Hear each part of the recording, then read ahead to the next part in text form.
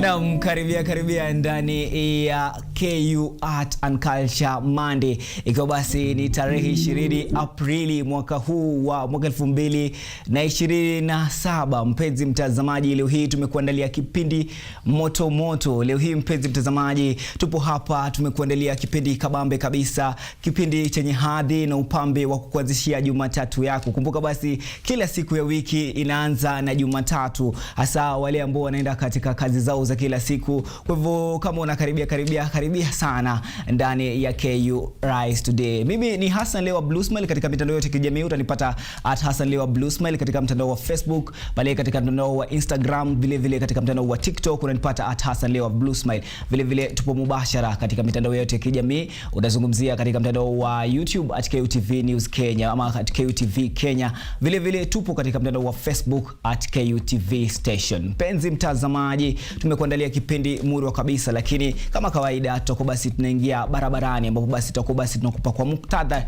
magazetini, na vile tutakuwa tunaangalia barabarani kunasemaje.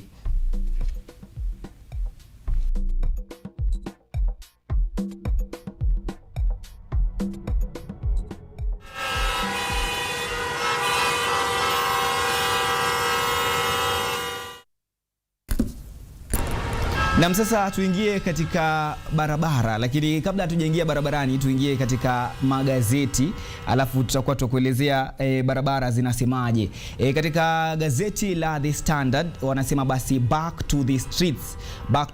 Katika kauli yao pale wanasema opposition leaders and Gen Z activists are set to take to the streets tomorrow, ambayo ni Tuesday, over fuel prices, the rising cost of living and governance concerns. Backed by the Linda Mwananchi movement, the mobilization comes after Siaya Governor James Orengo called for intensified action and said that it was time to send Ruto home by force, further fueling political tension and piling pressure on the government. Hii ni gazeti la The Standard ambapo linasema kwamba tutakuwa basi ingia katika streets pale. Wanasema basi watakuwa basi wanaingia streets kesho kwa maandamano ya mafuta. Bado kwa basi tufuatilia habari hizi kwa habari zetu hapa katika runinga ya KU. Vile katika gazeti la The Daily Nation wanasema Kenya still hosting Sudan rebel leader. Wameweka pale picha ya Hemiti.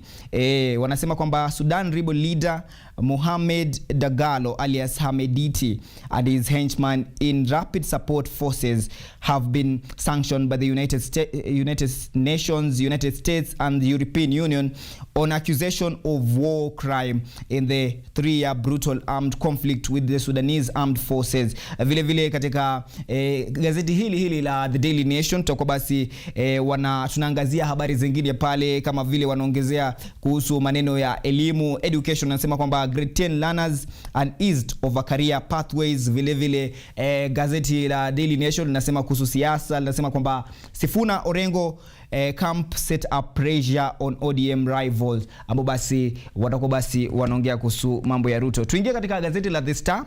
Gazeti la The Star wanasema kwamba high vehicle tax lock Kenyans out of mobility. Vile katika gazeti la The Star pale utaona picha ya Oburu Odinga, ambaye anasema kwamba Oburu moves to steady ODM UDA ties amid an easy ruling party. Vile wameka picha ya Ruto pale akiwa kanisani. Wanasema kwamba Ruto defends high fuel prices as Linda Mwananchi announce protest. Tuangalie gazeti la The People's Daily, alafu tutakuwa tunaingia katika gazeti la Taifa Leo. Katika gazeti la People's Daily wanasema kwamba divide and rule, Ruto's political strategy of wishful thinking. Wanasema kwamba the president a chess play comes to form as efforts to face the united opposition in the 2027 general elections are firmed up with political working over time. Vile sasa katika gazeti la Taifa Leo wanasema kwamba nchi jirani si ligi yetu. Nchi jirani si ligi yetu. Vile ni Ruto huyu ambaye anasema kwamba Ruto anasema kuhusu mafuta, anasema Rais anadai urefu wa barabara za Tanzania, Uganda, DRC, Rwanda na Burundi kwa pamoja hazifiki Kenya inavyostahimili kilomita 20,000. Asema mataifa jirani yanaorodheshwa katika kundi la nchi maskini zinazoendelea huku Kenya ikiwa katika hadhi ya mataifa ya uchumi wa wastani. Vile vile katika gazeti la Taifa Leo wanasema kuhusu mbinu mpya za kuiba bodaboda. Kwa hivyo ni habari ambayo tutakuwa tunaziangazia sana, hasa katika habari zetu pia tutakuwa tunaziangazia.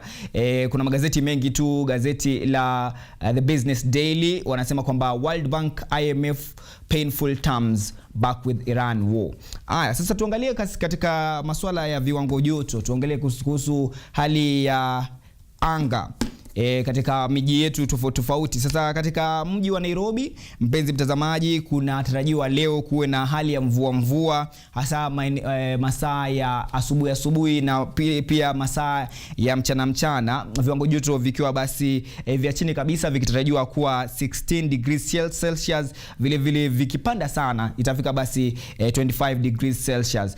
Hapa ni katika mji wa Nairobi. Katika mji wa Mombasa watakuwa basi watabiri wa hali ya hewa wanasema kwamba kutakuwa na maswala, lakini ukifika maeneo kama umetoka maeneo ya TRM, umefika maeneo ya umepita Roysambu, vile ukafika maeneo ya Ruaraka, maeneo ya KCA, kutakuwa basi kuna msongamano wa magari hapo paka maeneo ya Muthaiga, bado ni msongamano wa magari huo.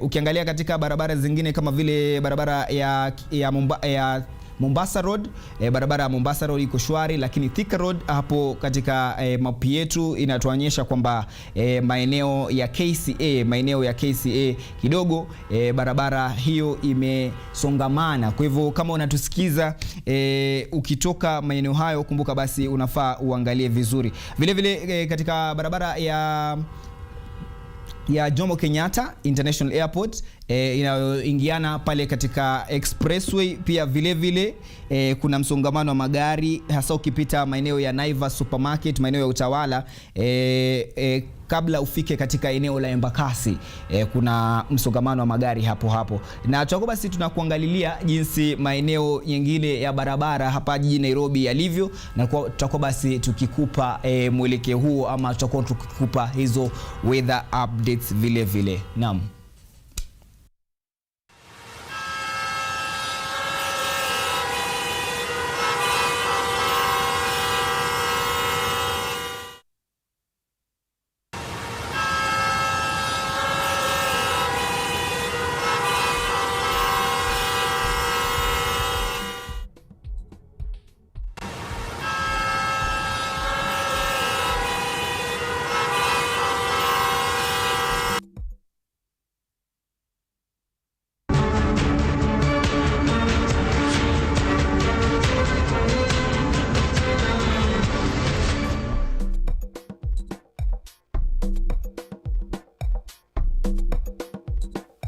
Naam, na sasa mpenzi mtazamaji, tuangazie habari zetu ambazo zimetokea kote nchini. Tunaanza na habari hii, ni kwamba kiongozi wa chama cha ODM Oburu Odinga amemjibu seneta wa Nairobi Edwin Sifuna kwa matamshi yake hapo awali yaliyolenga kumdunisha Oburu, akisema kwamba seneta Sifuna hana adabu. Oburu alisema haya akisema kwamba Sifuna kamwe hawezi kumtisha. Sifuna naye akasema huko Nakuru kwamba bado angali katibu mkuu wa chama cha ODM licha ya tofauti zake na Oburu. Tazama.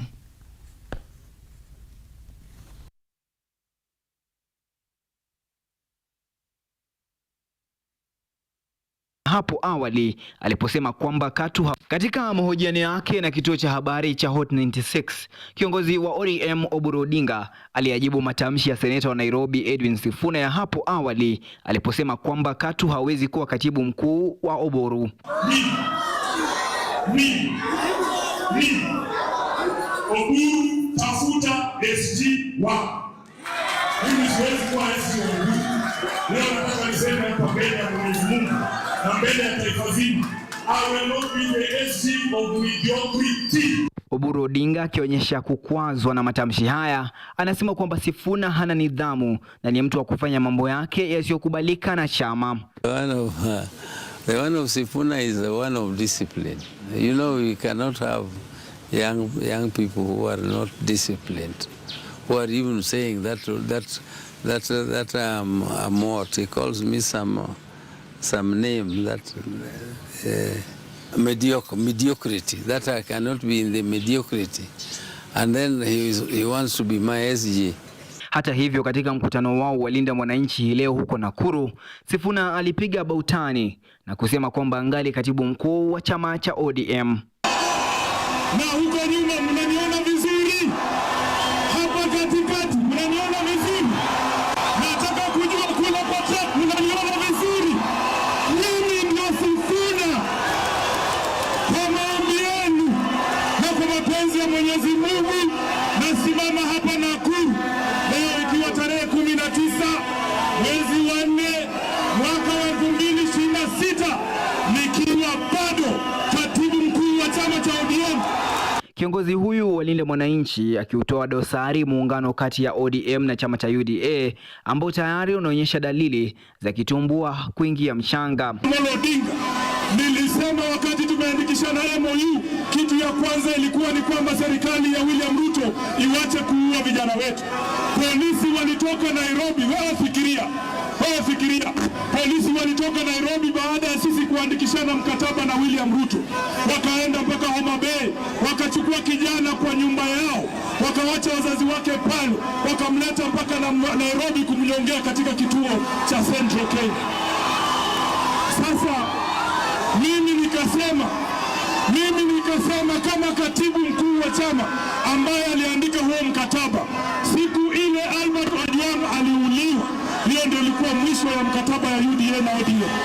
Hata hivyo, Oburu anadai kwamba anao uwezo wa kumlani Sifuna, ila anachagua kumpa wosia, akimwambia kwanza atulie. He still has a future, but let him not destroy himself. You know me, I don't want to curse him. I don't want to say anything which looks like, in my age, I'm entitled to cursing someone, but I cannot curse him. Nyufa za uhusiano huu kati ya makundi haya mawili ya ODM ya Linda Mwananchi na Linda Ground zinazidi kupasuka. Upande mmoja ukuimba one term, mwingine ukiukumbatia upande wa two term. Hassan, Lewa, runinga ya KU. Naam, hizo ni siasa zilizotokea weekend. Sasa tusonge mbele ambapo kinara wa chama cha DCP Rigathi Gachagua amewataka walimu nchini kuwashinikiza viongozi wao wa vyama vya walimu vya KUPPET na KNUT kujiondoa mara moja katika mpango wa afya ya kijamii ya SHA, akidai kwamba unaelekea kusambaratika. Akizungumza katika ibada ya Jumapili katika eneo la Maragwa huko katika kaunti ya Murang'a, Gachagua amemkosoa waziri wa afya Aden Duale akimtaka aachie kujihusisha ama kumhusisha rais mstaafu Kenyatta na matatizo ya nchi. Kinara wa DCP Rigathi Gachagua ameendelea kuwa pilipili na washa kwa mara nyingine tena hii leo, akikemea na kuipiga vita mamlaka ya afya ya jamii SHA. Gachagua anadai kuwa mamlaka ya afya ya jamii inaelekea kusambaratika na hivyo basi kuwataka walimu harakishe kujiondoa katika mpango huo. Tell us, and I asked you, a company that you own receives 600 million shillings every month in Dubai, when payments for SHA have not been made. Today as we speak, SHA has liabilities up to 98 billion. And as I said, SHA will collapse in the next 5 months. In fact, SHA was in ICU last year. It left ICU, today is a walking zombie. Siku moja baada ya waziri wa afya Aden Duale kumtaja rais mstaafu Uhuru Kenyatta kama chanzo cha changamoto nchini, Gachagua amejitokeza waziwazi na kuonya kutohusishwa kwa kiongozi huyo wa zamani na matatizo yanayoikumba taifa. I saw Aden Duale yesterday making a lot of noise, castigating retired President Uhuru Kenyatta and saying that President Uhuru Kenyatta humiliated William Ruto as deputy president. He made life difficult for him, and that Uhuru Kenyatta is the problem of Kenya. Aden Duale, let me tell you, don't talk about humiliation and persecution of a deputy president. President Uhuru Kenyatta never paid members of parliament to impeach William Ruto as deputy president. Gachagua aidha ameendelea kuishtumu serikali kwa kukosa kudhibiti wahalifu nchini, akiwataja waziri wa usalama wa mambo ya ndani Kipchumba Murkomen, katibu mkuu Raymond Omolo pamoja na Rais Ruto kuwa wachochezi wa matukio ya vurugu nchini, akimtaka Ruto kuachilia shilingi bilioni 12 alizowaahidi waathiriwa wa maandamano ya Gen Z. Senator Nyuto has said 3 young people were killed here in Murang'a during the Gen Z protest. Others were abducted. You said that they will be compensated, and you have put aside 2 billion shillings for that. That was a scam to steal from the people of Kenya. You formed a committee under Professor Makau Mutua, one of your latest sycophants, and you wanted to steal this money. Kauli hizo zimeendelea kuchochea mjadala wa kisiasa nchini, huku wito ukiongezeka kwa serikali kujibu tuhuma na kutekeleza ahadi kwa wananchi. Edward Nyamo, runinga ya KU.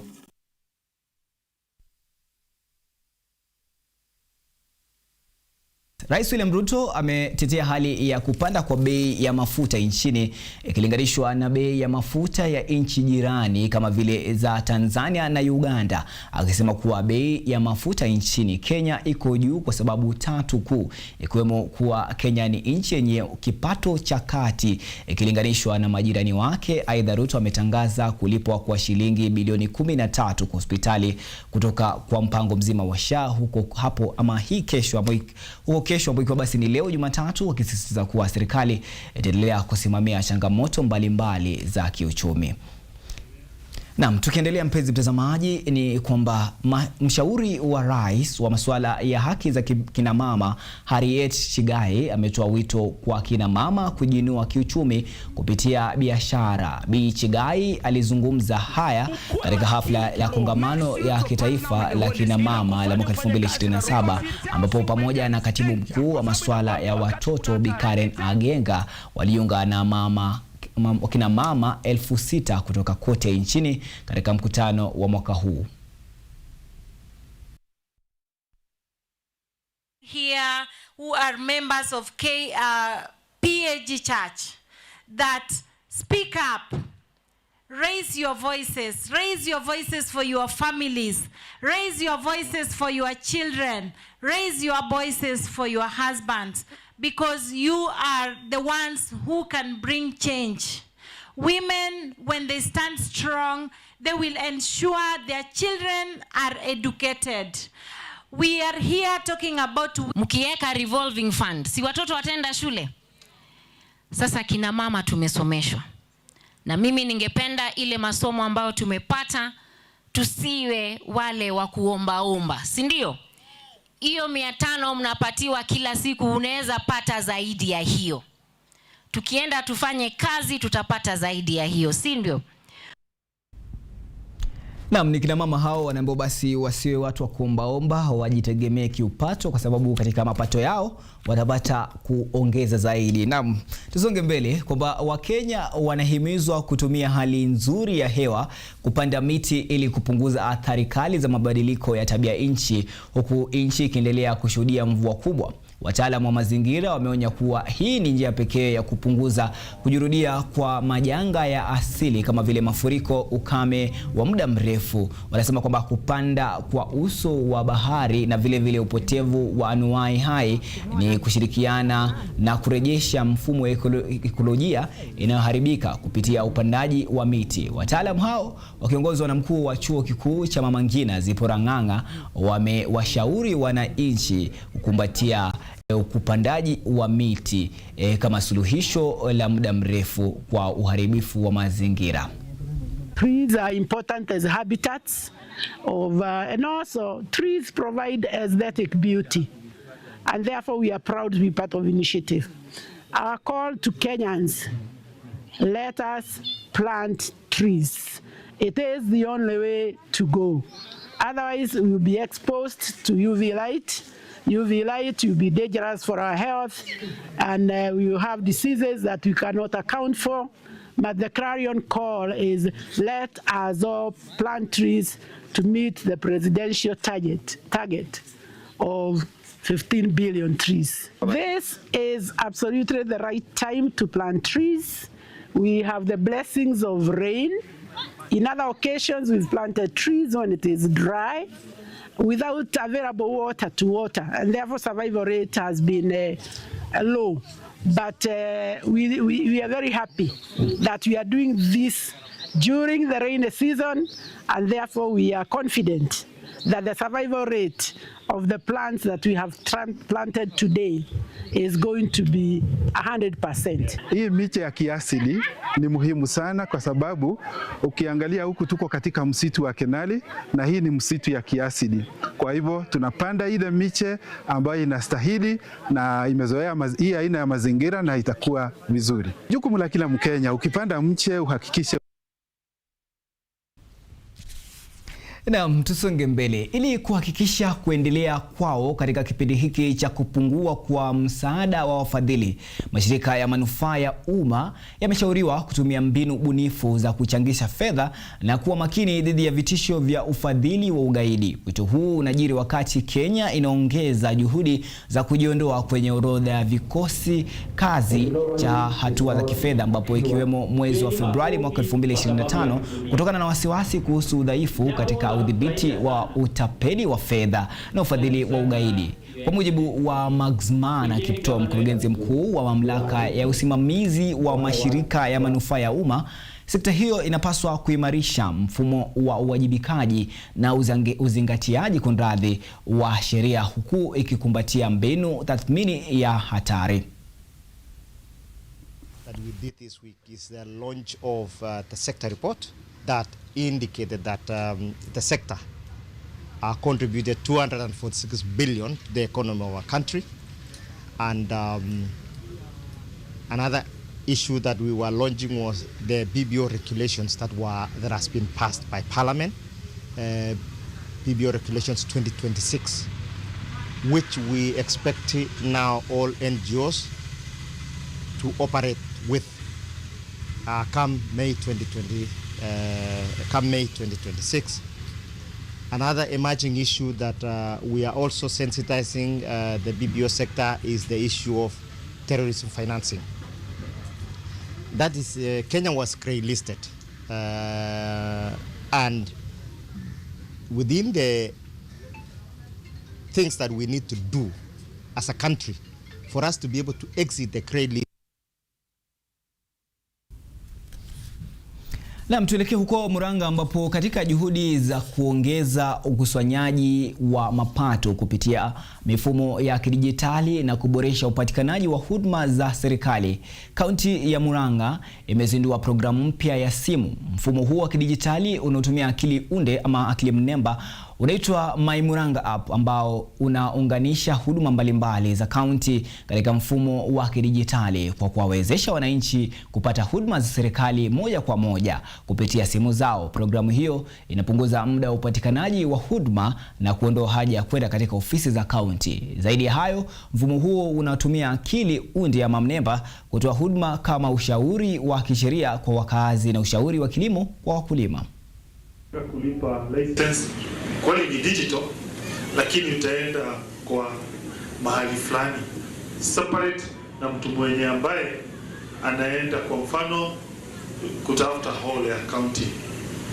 Sasa kuanzia leo tumekusanya hizo vitu zote tukajenga nyumba moja inaitwa My Murang'a.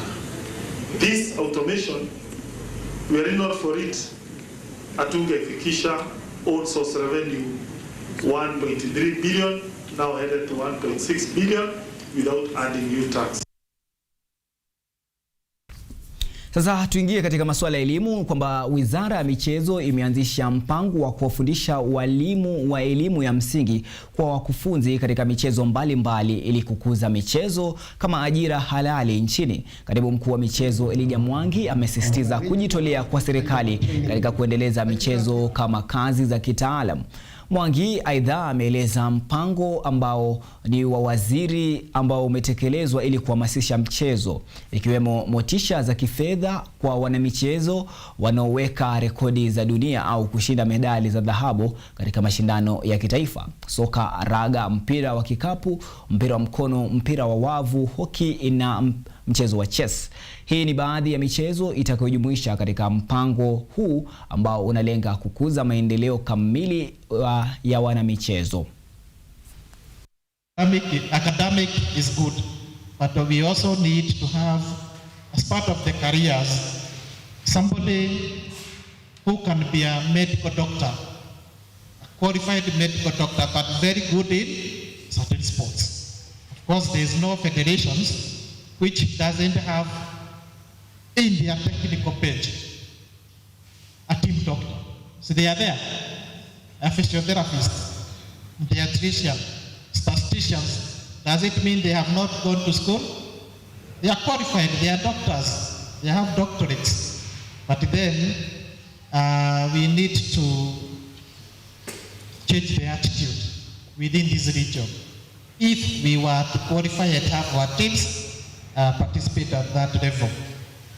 So there are some regions, if you see somebody who's very talented, you can be able to take a video of the person and send it to us at the academy. Then us, we can look at it with our coaches. If the person is good enough, we can always invite the person to come to the headquarters and we analyze the person. If it's good enough, then we train the person. Sasa mpenzi mtazamaji, tukwamie hapo kwa habari. Tunachukua pumziko letu la kwanza hapa ndani ya KUTV Rise Today Art and Culture Monday. Tutarudi baada ya muda usio mrefu, na kama kawaida mpenzi mtazamaji, usiondoke, usiende mbali.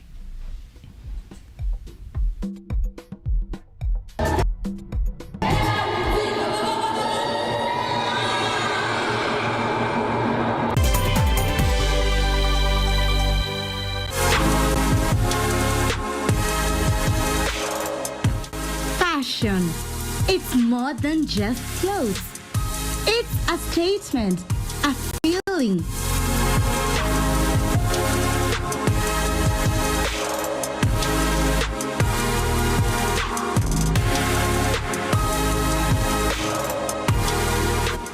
An art form, a way to express yourself, a reflection of who you are. It's Fashion Diaries.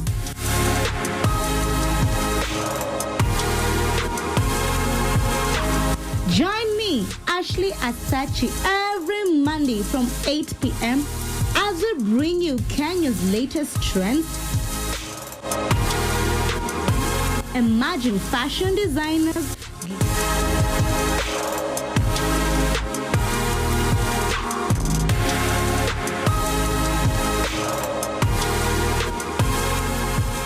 glamorous fashion events,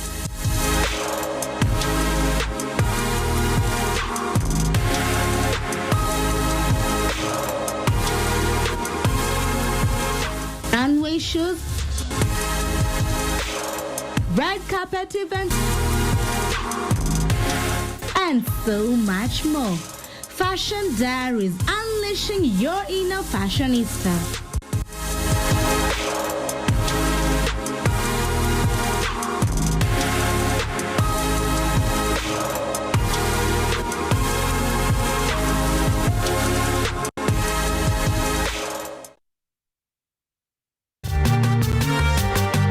Wanasema kula uhondo kwa taka matendo, na bila shaka matendo yake yakazaa uhondo. Bidii na panda shuka zake zikamfanya awe mwanga wa dunia. Pauline Care ni mwalimu wa walimu. Nilijua nilikuwa ninataka kufanya kwa mochari. Nilijitolea kimasomaso, nikasema manake nimeenda shule kama wenzangu wa kiume, nitafanya kazi kadri na uwezo wangu. Inafika mahali ile game yenye umesema hiyo ndio naenda ku give up na uachane na boxing, ndio unapata WBC. Fahamu mwanamke huyu kwa utendeti zaidi ukitazama kipindi cha Mwanamke Mwake Mwake.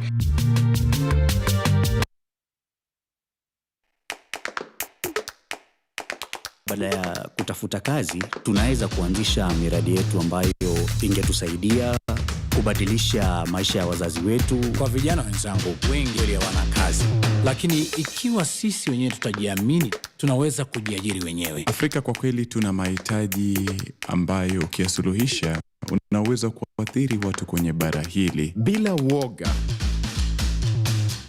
Watu huwa na uzalishaji zaidi, wanajawa na ujasiri, wanakuwa wabunifu na wanakuwa wenye maarifa.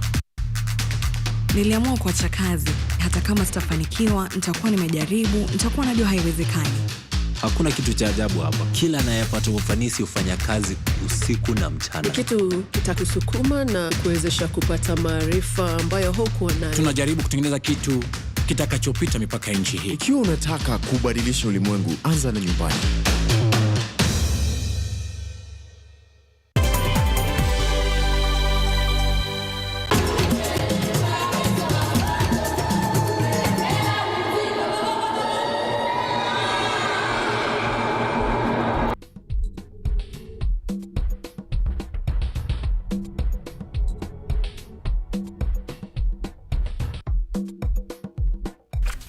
Naam, karibu tena mpenzi mtazamaji ndani ya KU Art and Culture Monday.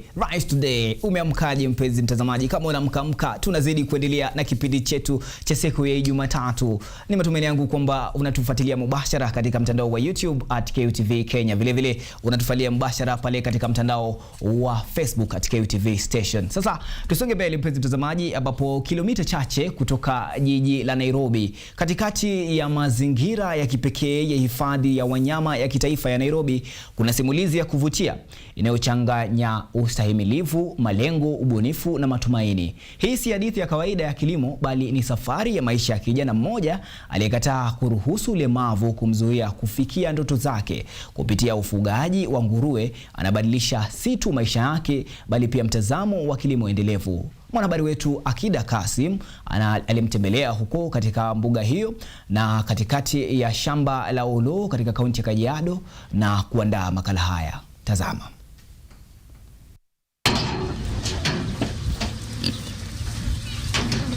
Katika shamba la Ololo, ufugaji wa nguruwe umegeuka kuwa zaidi ya shughuli ya kiuchumi. Ni darasa la maisha lenye kufundisha nidhamu, bidii na ubunifu.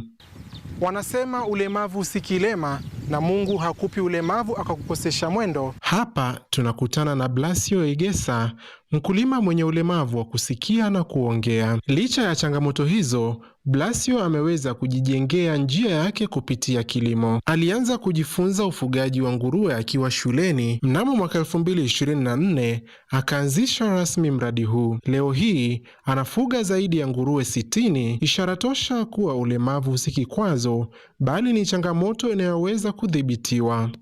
My name is Blasio Egesa. I work here on the farm as a pig production manager, managing the pigs.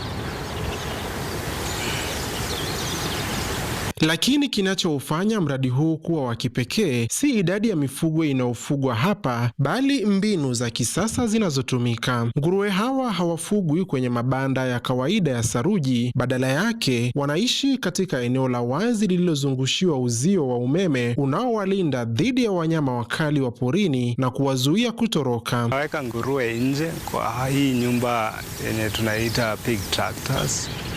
Asubuhi tunawafungulia, wanakaa mchana nje, tunawekea maji ingine kwa mudbat, wanajiviringa tu mchana, alafu jioni wakisha kula tunawarudisha kwa nyumba.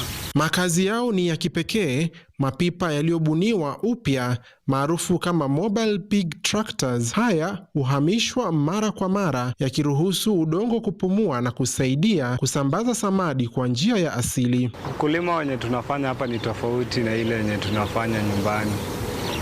Ule wa kufanya nyumbani ni ile yenye watu wamezoea, ile ya kuweka kwa nyumba, kusafisha nyumba asubuhi. Lakini tofauti na hii, unaruhusu nguruwe wakuwa nje, waenjoy mazingira kama wanyama wengine wa kawaida. So wanapata chakula yao mzuri, chakula tofauti tofauti, Wale wenye wamefungiwa ndani wanakuwa na shida ya kuumana sana, lakini hapa wako free. Wakishapewa chakula na wakule vizuri, waende kwa mud baths waogelee. Katika kuhakikisha hakuna rasilimali inayopotea, lishe ya nguruwe hawa hutokana na mabaki ya chakula kutoka Ololo Safari Lounge. Kutoka kwa mavuno shambani hadi mezani, hatimaye kwa mabakshishi ya chakula yanayoliwa na nguruwe, hapa hakuna kinachosazwa. Huu ni mfumo halisi wa uchumi mzunguko ambapo taka hubadilishwa kuwa rasilimali. Mfumo huu unapunguza gharama za uzalishaji huku ukilinda mazingira. So asubuhi kama saa 1:30 tunaenda tunachukua chakula, tunachukua mabaki kutoka kwa jikoni. Kwa hii shamba yetu tuko na bahati kuwa na pia hoteli ambayo iko na jikoni, inatoa ile mabaki yenye watu wamekula. Pia tunatengeneza bond road. Ile mabaki ya bond road yote inakuliwa na nguruwe. Pia kwa soko tunaenda tunakusanya matunda na mboga, wanakusanya na wanaleta huku, tunawaekea, wote wanakula. Usafi ni kipaumbele katika ufugaji huu. Nguruwe huoshwa mara kwa mara na hupata fursa ya kuogelea kwenye matope ama vidimbwi hivi, hali inayosaidia kudhibiti joto la miili yao na kuimarisha usafi.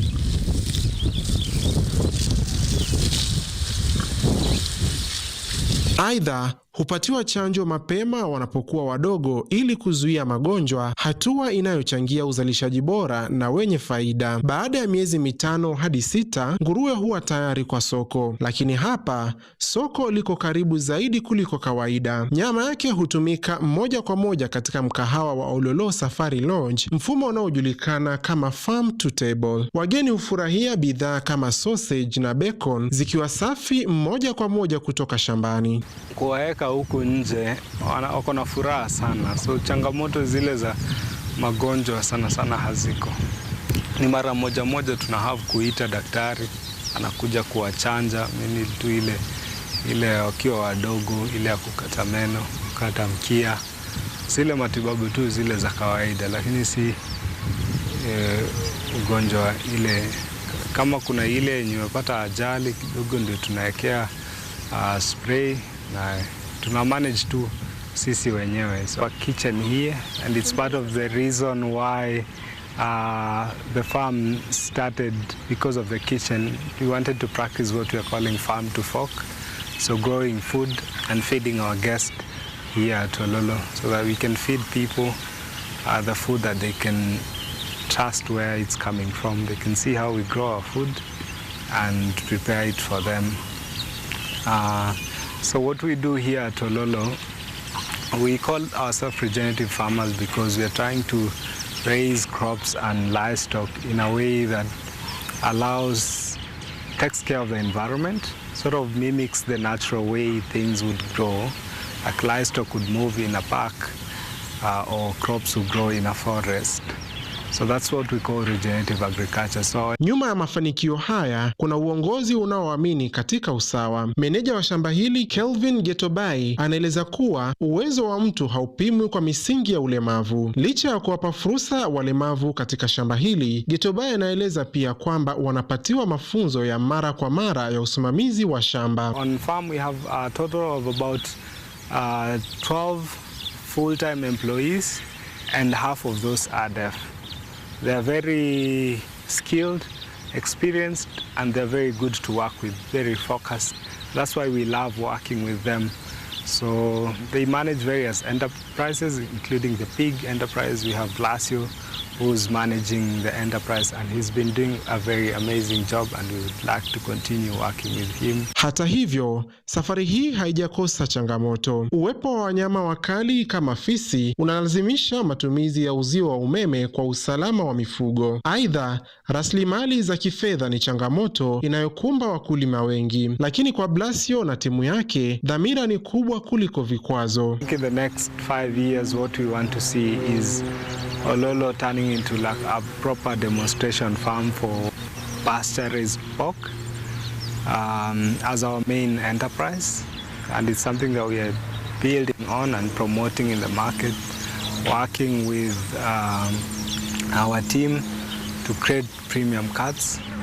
Already we've received very good feedback from our guests that we are serving from our kitchen of how good our pork is. Matumizi ya mfumo wa uchumi mzunguko katika ufugaji yanaweza kupunguza gharama, kudhibiti taka na kuongeza faida. Mabaki ya chakula yanaweza kuwa lishe bora kwa mifugo kama nguruwe, mradi tu usafi na ubora vinazingatiwa. Akida Kasim, runinga ya KU.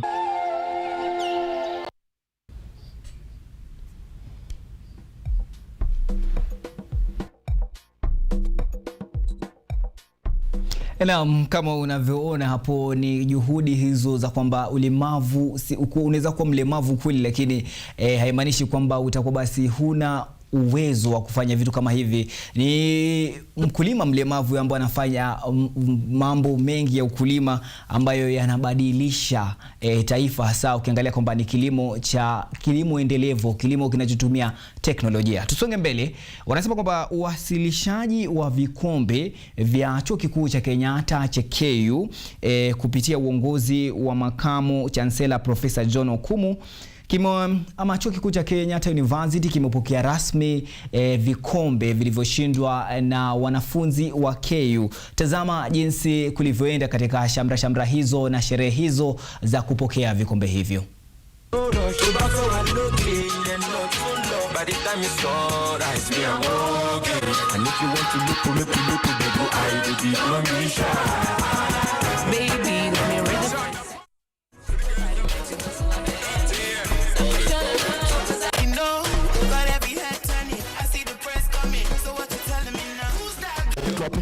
Tuwapigie makofi.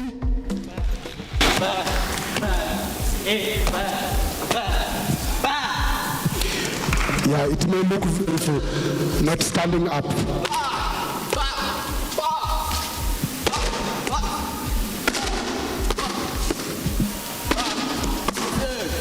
Makofi tena.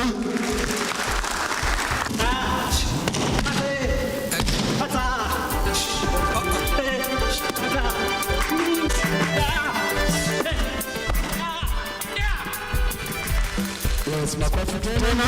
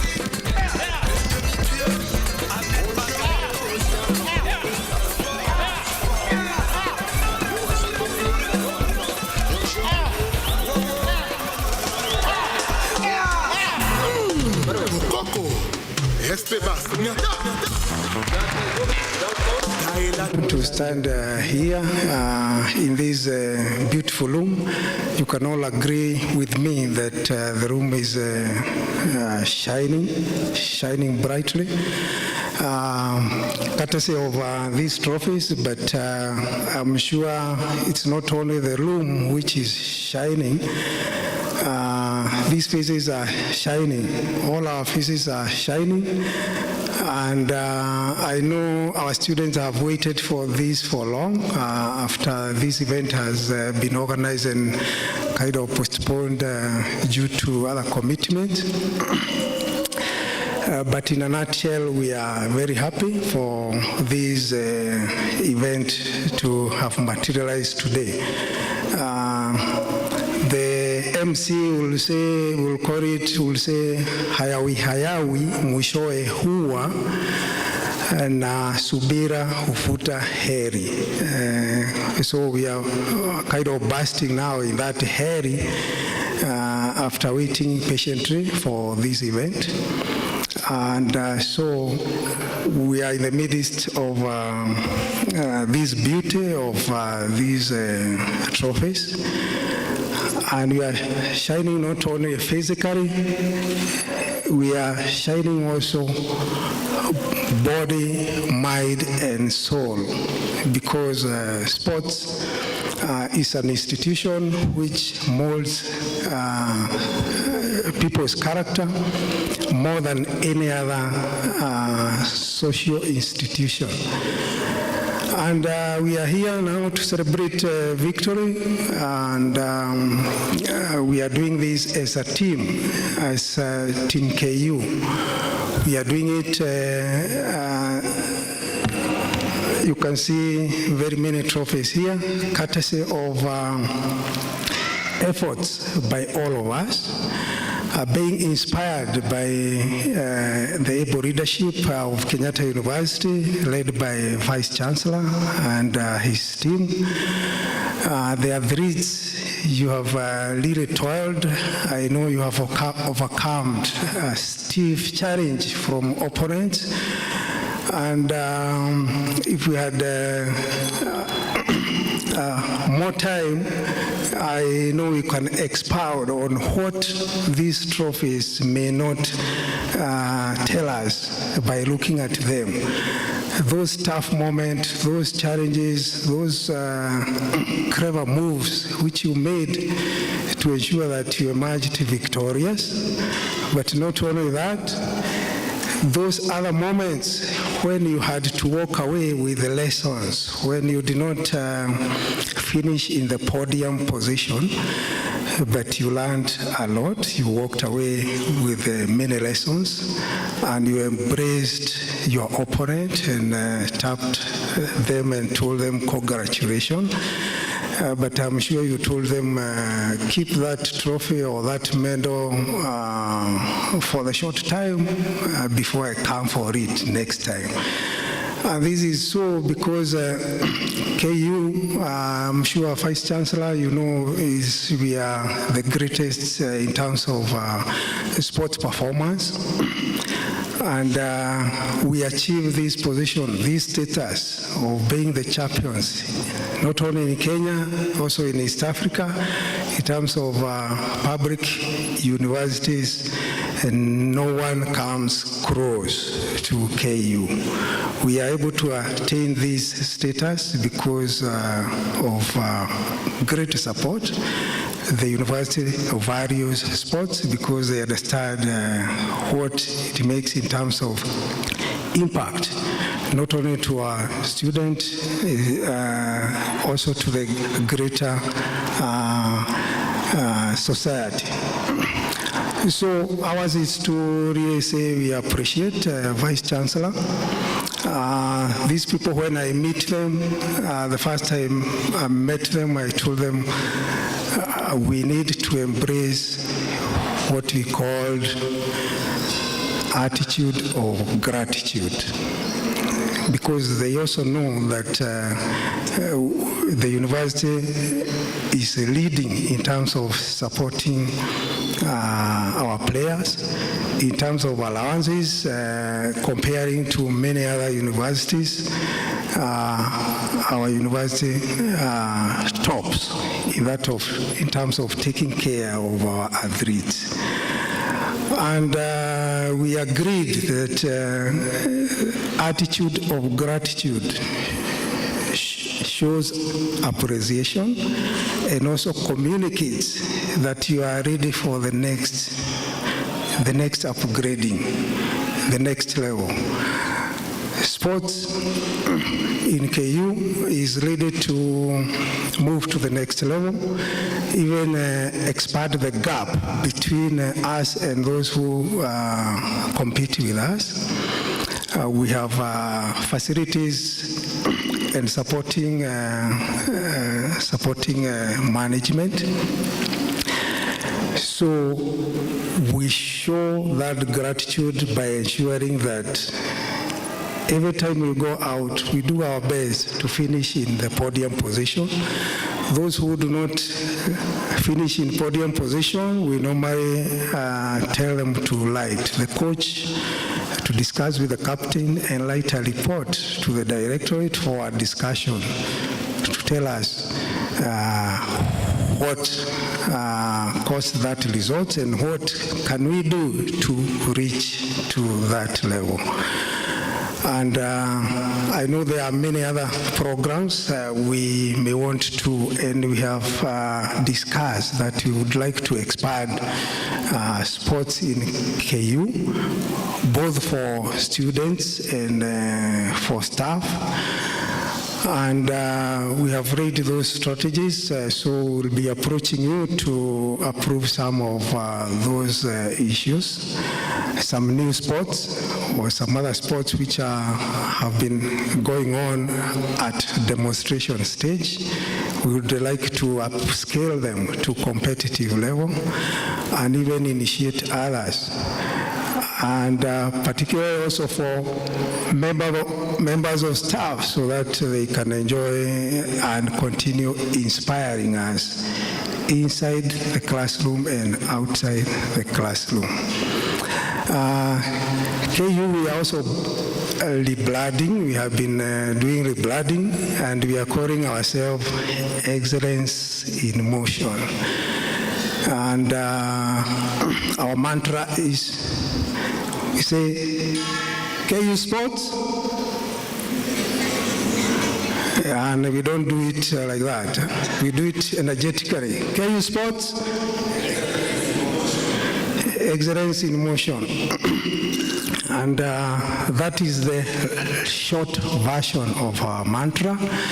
The long version says, KU Sports, we are expanding education beyond classroom, lecture hall, laboratory, and libraries to the fields, swimming pool, gym, and courts, where character is built, friendship is forged, and excellence is pursued in motion.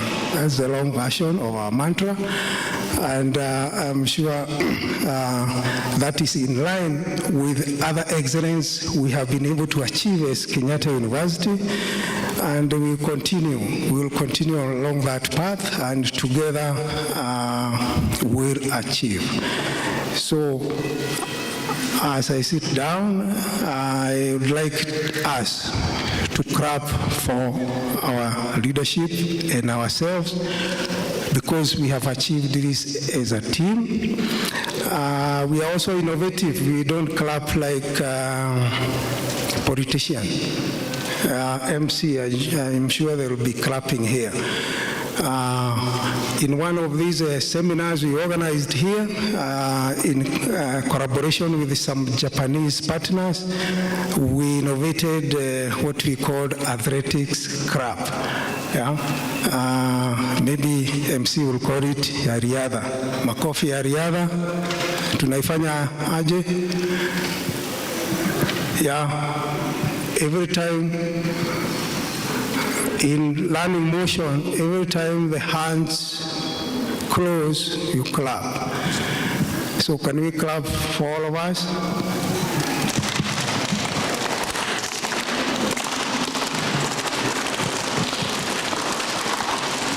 Let's give a big hand for Dr. Francis. Good evening.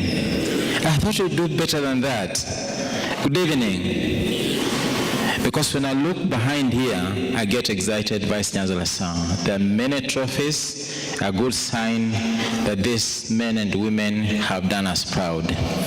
Ours, as a directorate, we want to confirm, Vice Chancellor, that we are committed to the excellence of these teams. And allow me, on behalf of the Director of Student Affairs, to most sincerely congratulate you for this sterling performance. Please let's give ourselves a round of applause. Vice Chancellor, allow me to say apologies about the director. This afternoon we've had an event We've been having a few running battles, but we've contained. So we are managing the crisis, and that's why I'm here to represent her. Her remarks goes to our teams, that our teams have continued to show lots of discipline, and I'm sure this is evident from the trophies that are here this evening. One of the things we appreciate is that our teams start from the basics. Like this time, as you come around the whole of last week and this week, we've had all the Congress teams playing. Today and tomorrow, we have the Organizing Secretary's Office organizing sports within schools. And this prepares these men and women to compete for the university. This is not our day, it's your day, and the person who represents us on this day is none other than the 21st KUSA Congress Person Sports, Jen Zomo, who's done very well. Despite her current status, she got a bit of an injury, but she's such a passionate person.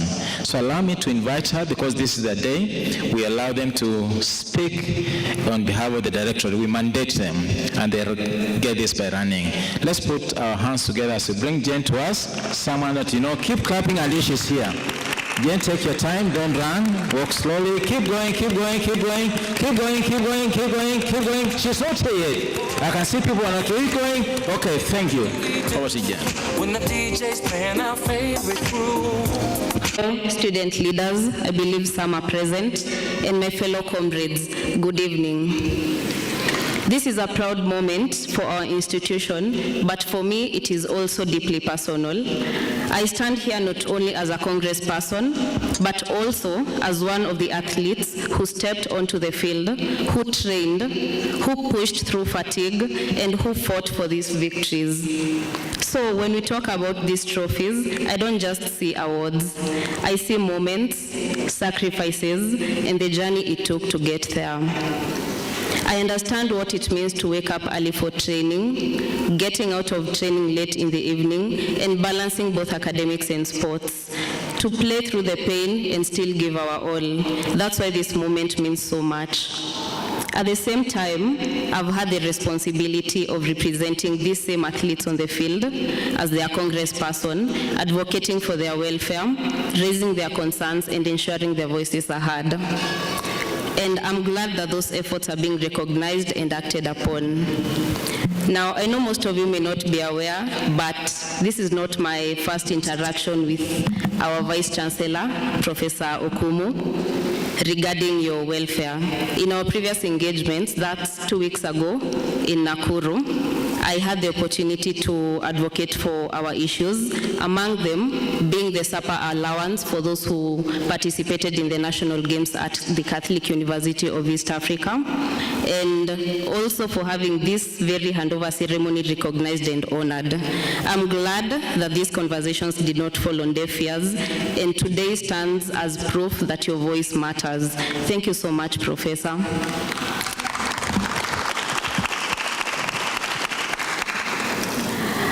As we celebrate these achievements, we must also acknowledge the level at which we are competing. We are not only just participants, we are national champions, East African champions, and also champions in our conference matches. We have gone beyond our borders and proudly represented this university on international stages, including Nigeria and China. That is our main football team. And this is the standard we have set. And because of that, we must look ahead.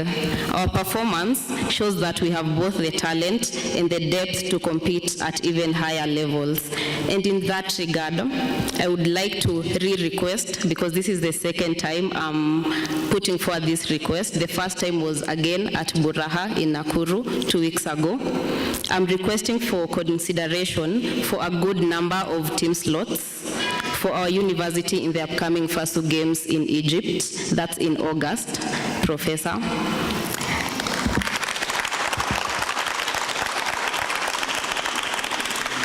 So that more of our deserving athletes can have the opportunity to represent us on a larger stage. To my fellow athletes, you have shown resilience, discipline, and heart. You didn't just win, you represented this university with pride and dignity. And I'm proud to have stood beside you, both on the field and in leadership. To the university leadership, led by our Vice Chancellor, thank you for your support and for listening. When leadership and student voices work together, progress becomes visible, and these trophies here are proof that is true. And as we present these trophies today, let them remind us of who we are. A community of excellence, determination, and unity. And let them challenge us to aim even higher. This is not the end of the journey. It is a statement of what we can achieve and what we will continue to achieve. Congratulations to all of us, and thank you, Professor, for honoring us this day. Thank you so much.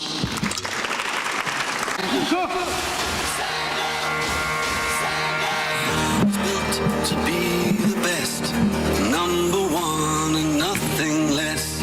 Lead me to my destiny. I have waited patiently. I have vision, oh I believe. I know I can count on me. So stand up for the champions, for the champions. Stand up, stand up, stand up for the champions.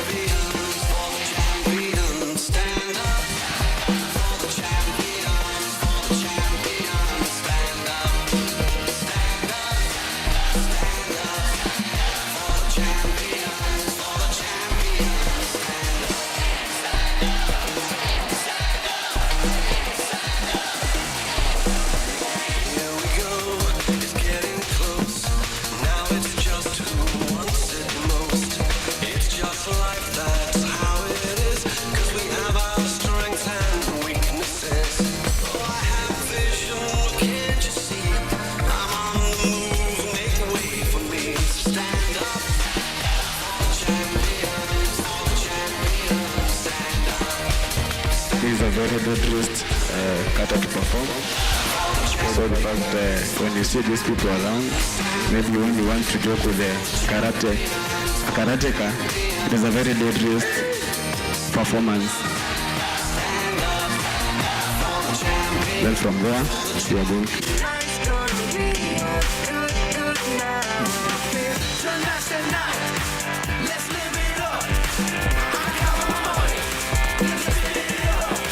someone could be wondering what they are doing. It is a kata. And also from when they are done with this kata, it is NP. We are going to include the Gujishosho, the first one that they did. We are going to include the Gujishosho Bunkai. So we are going to show you how it is being applied. It's okay.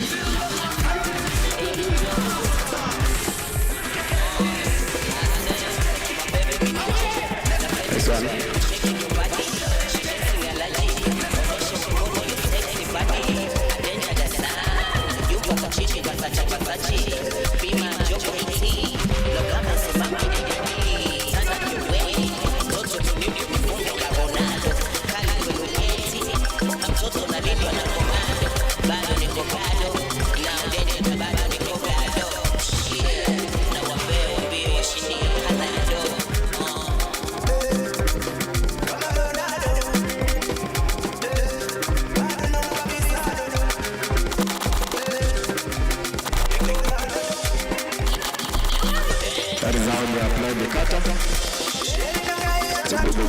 The show application on the game, but on the street you can verify for yourself.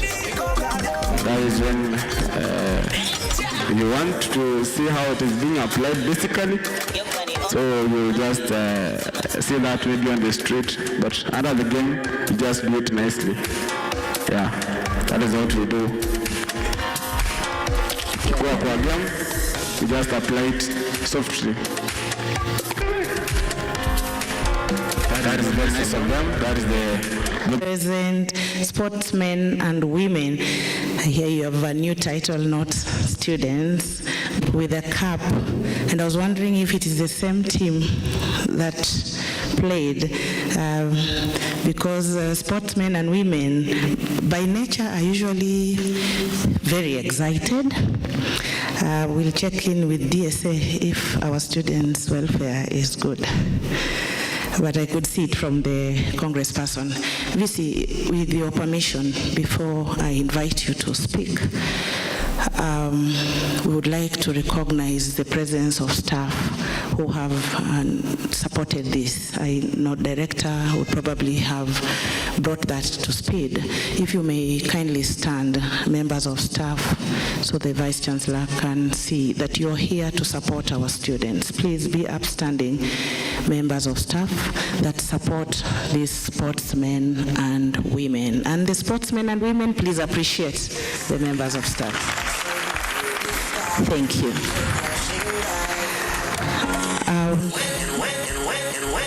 We see the story of flagging off these men and women. The last 1 year I have served as registrar, had one very key person then, and we now have the director. And we did that a number of times, and he came many times to the Vice Chancellor's office and said, please, you flagged us off, we are back, we have a lot to present. Njenga, kindly, if you could just come and say a word, the former director. He was very instrumental. He can relate with a number of these trophies. Karibu. VC, Director Sports, to speak, but I must appreciate what we're having today. I think, as I said sometimes back, and I keep saying, we keep on having small moments of continuous improvement, and these trophies are a show to it. Let me appreciate management that the welfare of these students who play sports on behalf of the university is continuously improving. I think right now you're operating on new rates. I think we must appreciate the management for that. I am very sure as you table your requests, they will be honored by the university. What you're doing is keeping us ahead, is causing us to shine, and KU is a good place to be. I'm proud to belong to this university. Thank you.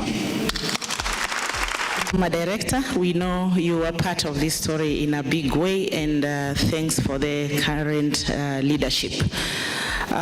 So I have seen you leave this university to various places, being flagged off by the Vice Chancellor, and I just didn't imagine what we were going to receive today, as much as the pressure and requests from the leadership of the students. And now we see really it was important. We thank the VC that he found time to come and receive these great trophies. Our dear sportsmen and women, we will plan this event next time, because I know you're bringing more trophies. Are you not? In your next games?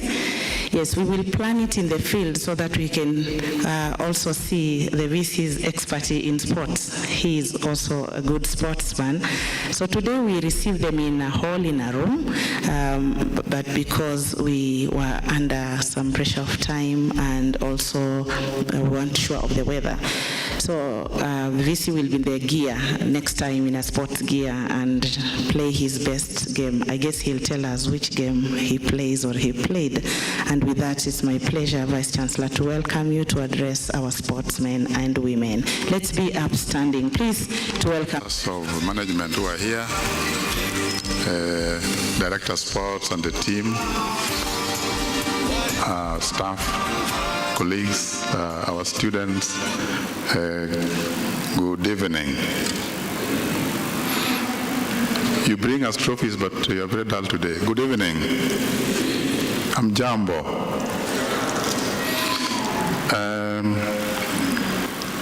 When you were in Nakuru with Congress, I met Madam Nzomo, who was very passionate about what she does, and I recognize her leadership abilities as a student leader. We talked, and he persuaded everybody there that whatever he asked for, you could not resist. You have a great leader, and we are a great team. When you look at all this, you might just look at them as trophies, but each one of them is a sign of effort, dedication, resilience, the coaches' effort and hard work, and all that we see behind us here today demonstrates our teamwork, our spirit, our resilience as a university, and we are very, very proud of you. So today marks an auspicious occasion, a moment of pride, a reflection, and celebration. As we gather for this trophy handing over ceremony, we do more than recognize athletic excellence. We honor the spirit of Kenyatta University, our resilience, our unity, and unwavering pursuit of excellence. The achievements we celebrate here today are not isolated victories. They are as a result of concerted efforts, strategic planning, tireless training, and visionary leadership. The Directorate of Sports and Games has been instrumental in nurturing talent, fostering discipline, and building a culture where sports are not just extracurricular activities, but are pursuits that are integral to our institutional identity. Kenyatta University's success in sports is a mirror of her broader excellence. Just as we lead in academic programs and corporate governance, we also lead on the field, the court, and the track. Our consistent #1 ranking for 15 consecutive years among public universities in Kenya and the East African region is a testament to our holistic approach to education. Our impact extends far beyond national borders, with KU proudly flying the Kenyan flag at the Federation of African University Sports, the FASU, the FEA-US, and the International University Sports Federation Games, FISU. These platforms have showcased not only our athletics prowess, but also the strength of our institutional values, excellence, integrity, and innovation. Sports play a transformative role in university life. They cultivate leadership, teamwork, resilience, and mental well-being. They build bridges across disciplines and cultures, uniting students and staff in shared purpose and pride. In a world increasingly defined by complexity and competition, sports offer clarity, character, and community fellowship. I'm delighted to note the Directorate's commitment to expanding participation across the university. With over 30 sports disciplines currently offered, KU is creating more opportunities for students and staff to engage in healthy lifestyles, discover hidden talents, and represent our brand with distinction. This expansion is not just about numbers. It's about visibility and impact. As we grow our sporting portfolio, we also strengthen KU's position among top corporate brands locally, regionally, and globally. Our athletes are not just competitors, they are ambassadors of Kenyatta University legacy. Let this ceremony be both a celebration and a call to action. One, to our athletes, keep training, keep dreaming, and keep leading. To our coaches and staff, your dedication is the foundation of our success. To our students who are seated here, get involved, stay active, and carry the KU spirit wherever you go. Together, let us continue to build a university where excellence is not an aspiration, but our defining tradition. On behalf of the university management and the entire university community, I thank you for making us proud. Congratulations to all our champions, trainers, and coaches. We really appreciate you and value you. Director of Sports, I have some token for my young boys and girls. I think we'll talk about this after this. So congratulations once again, and we wish you well. Thank you.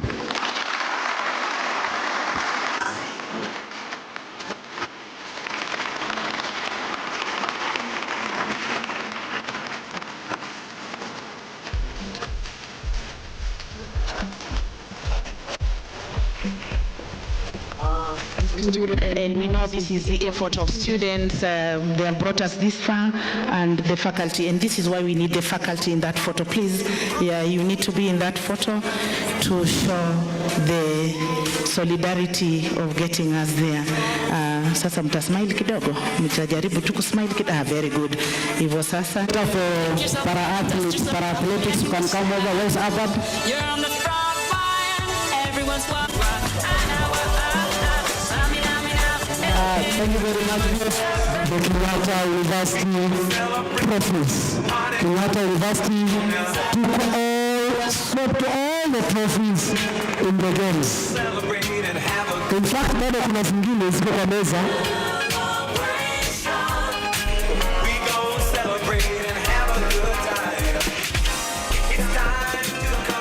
Ilikuwa siku nyingine ya furaha kwa chuo kikuu cha Kenyatta walipopokea vikombe kutoka katika vitengo mbalimbali za mashindano ya vyuo vikuu yaliyokamilika hivi karibuni.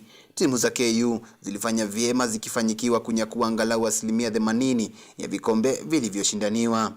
Hafla ya utoaji wa vikombe ilihudhuriwa na makamu chancellor Profesa John Okumu, ambaye hakuweza kuficha furaha yake kwa mafanikio hayo, akisisitiza kuwa KU inaendelea kuwa kitovu cha kukuza vipaji.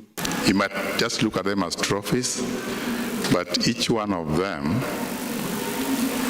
is a sign of effort, dedication, resilience, the coaches'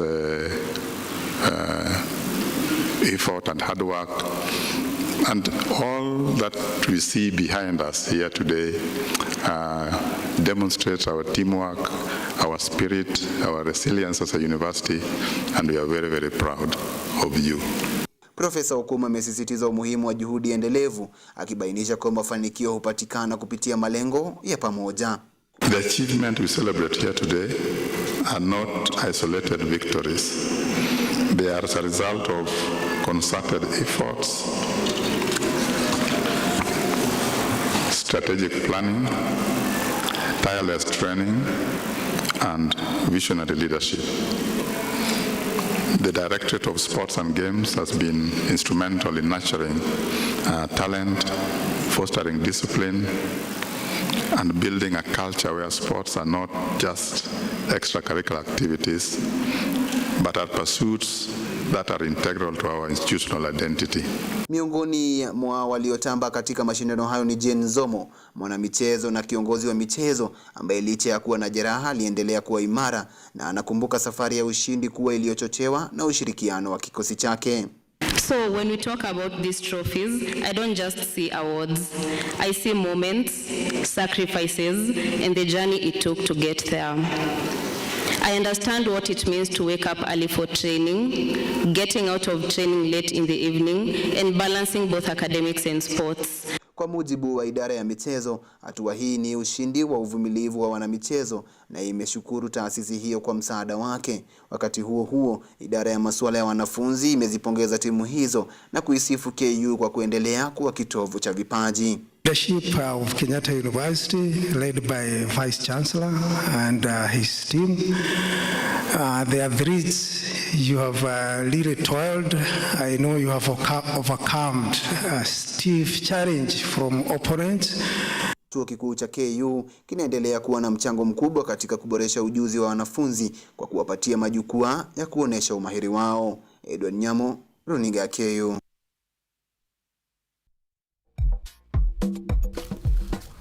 Na mpenzi mtazamaji, hiyo ni furaha iliyoje kwa wanafunzi wanariadha kupata tuzo hizo na hatimaye kuzileta chuoni. Wajua kucheza ni mara moja, lakini wanacheza tu si kwa niaba yao, lakini wanacheza kama ambassadors wa chuo kikuu cha Kenyatta. Wameona jinsi naibu ama makamu chancellor John Okumu profesa alivyofurahia na hata kuwapa zawadi nyinginezo. Kwa hivyo hii inaonyesha kwamba michezo hulipa tu, sikie tu kucheza tu mchezo. Ukiweka jitihada katika michezo, basi mambo yanaendelea kuwa murwa kabisa. Mpenzi mtazamaji, tunachukua pumziko letu la pili, tutarudi baada ya muda mrefu kama kawaida. Mpenzi mtazamaji, usiondoke ulipo.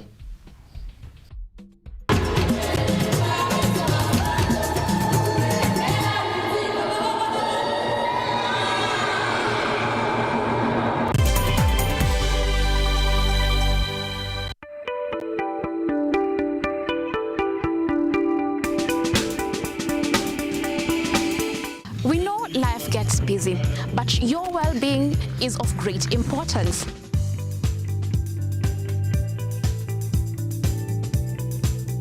At KUTV's Focus on Health, we cut through the clutter, bringing you expert advice to keep you well informed for your well-being and that of your family.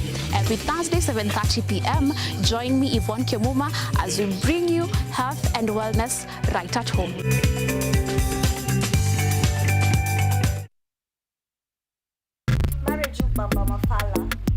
Kama wazazi wako. Shetani ashindwe. Why are you trying to kiss? I get it. Move.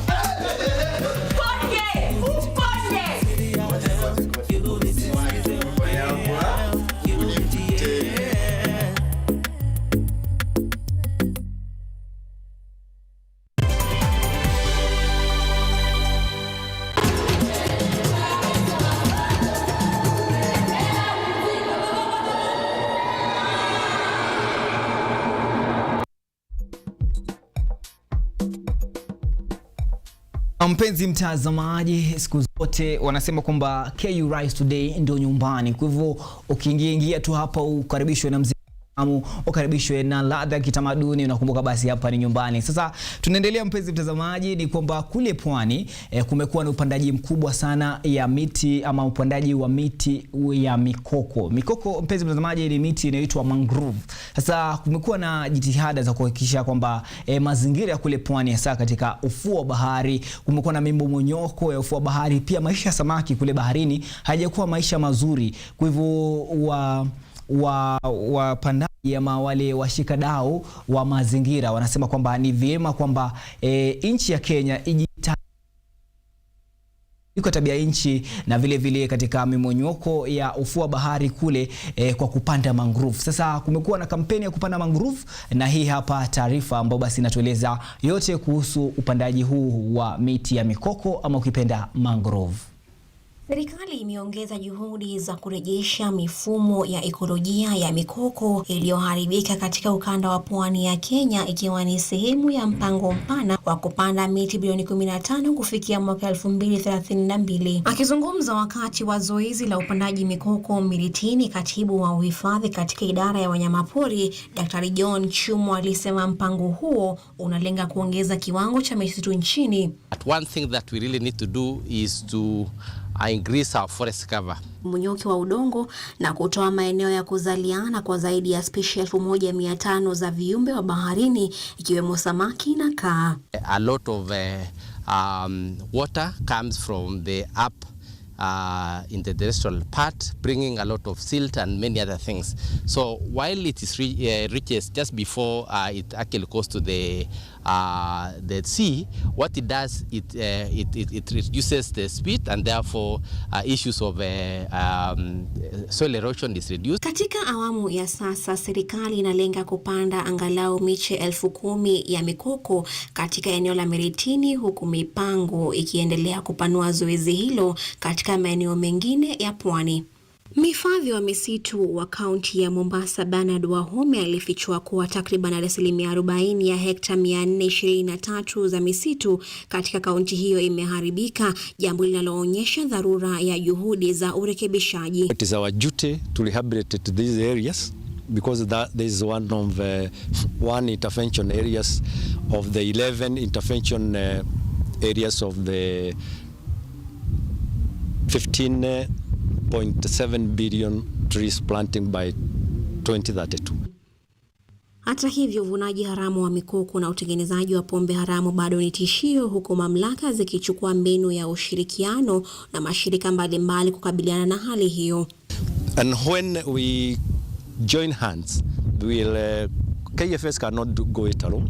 So that is why we discuss this in security meetings, sub-county, the county meeting, so that we do a joint approach, so that we, at least even if it doesn't go complete, at least we minimize to a bare minimum. Jamii za wenyeji zikiwemo vikundi vya wanawake na vijana pia zinashiriki kikamilifu. Makundi hayo yanakuza miche ya mikoko, jambo ambalo sio tu linalosaidia kurejesha mazingira bali pia linatoa kipato. Katika hizi vikundi tunajihusisha na kuweka nurseries, ambapo tukipata dona kama vile akija kutuchukulia tunapata kipato ambacho kinasaidia na maisha. At the same point, kutunza hizi mikoko inasaidia kwa kitu kimoja.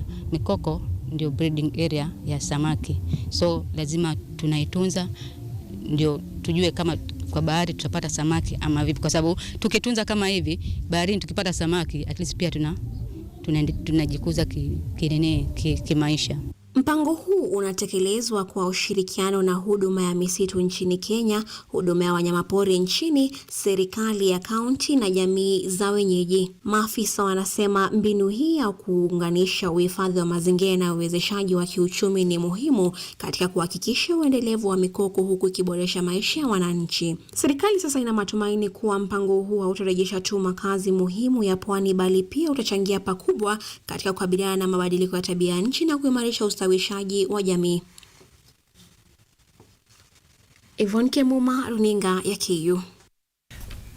Naam, shukran za dhati Yvonne Kemuma kwa taarifa hiyo ya kina. Sasa mpenzi mtazamaji, kawaida ya Art and Culture Monday, Rise Today, tunakuambia pahali ambapo unafaa uende weekendi, pahali kwa burudani, ukitaka kwenda kujivinjari. Sasa kuna show bab kubwa hapa ambayo inakuja, inaitwa KE Unplugged Session.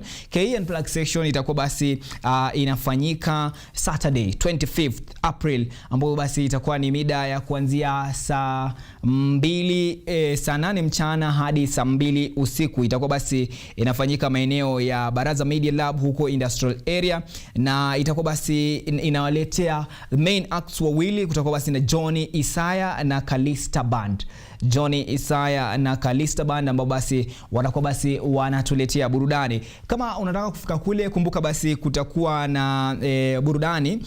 Tunaanzia kuanzia Kenyan karaoke, kutakuwa basi na open mic, vile kutakuwa na games, kutakuwa basi na face paintings, wale ambao wanapenda kuchora na mtakuwa basi mnachora jinsi mnavyotaka, vile kutakuwa basi na Kenyan craft vendor ambao basi wanasema kwamba this is not just an event, lakini it's a whole vibe. Kwa hivyo kama unataka a whole vibe, basi kumbuka basi KE Unplugged session ndo nyumbani. Tutakuwa basi tunaongea na baadhi ya wahusika katika hii KE Unplugged ambao tutakuwa basi na JT Bulanda ama Bulinda mwenyewe tutakuwa basi ndo na host event, atakuwa hapa ndani ya KU Art and Culture Monday. Basi watakuwa basi wanatupa habari hizi. Sasa tusonge mbele kwamba kumekuwa na habari nyingi ya mafuta nchini.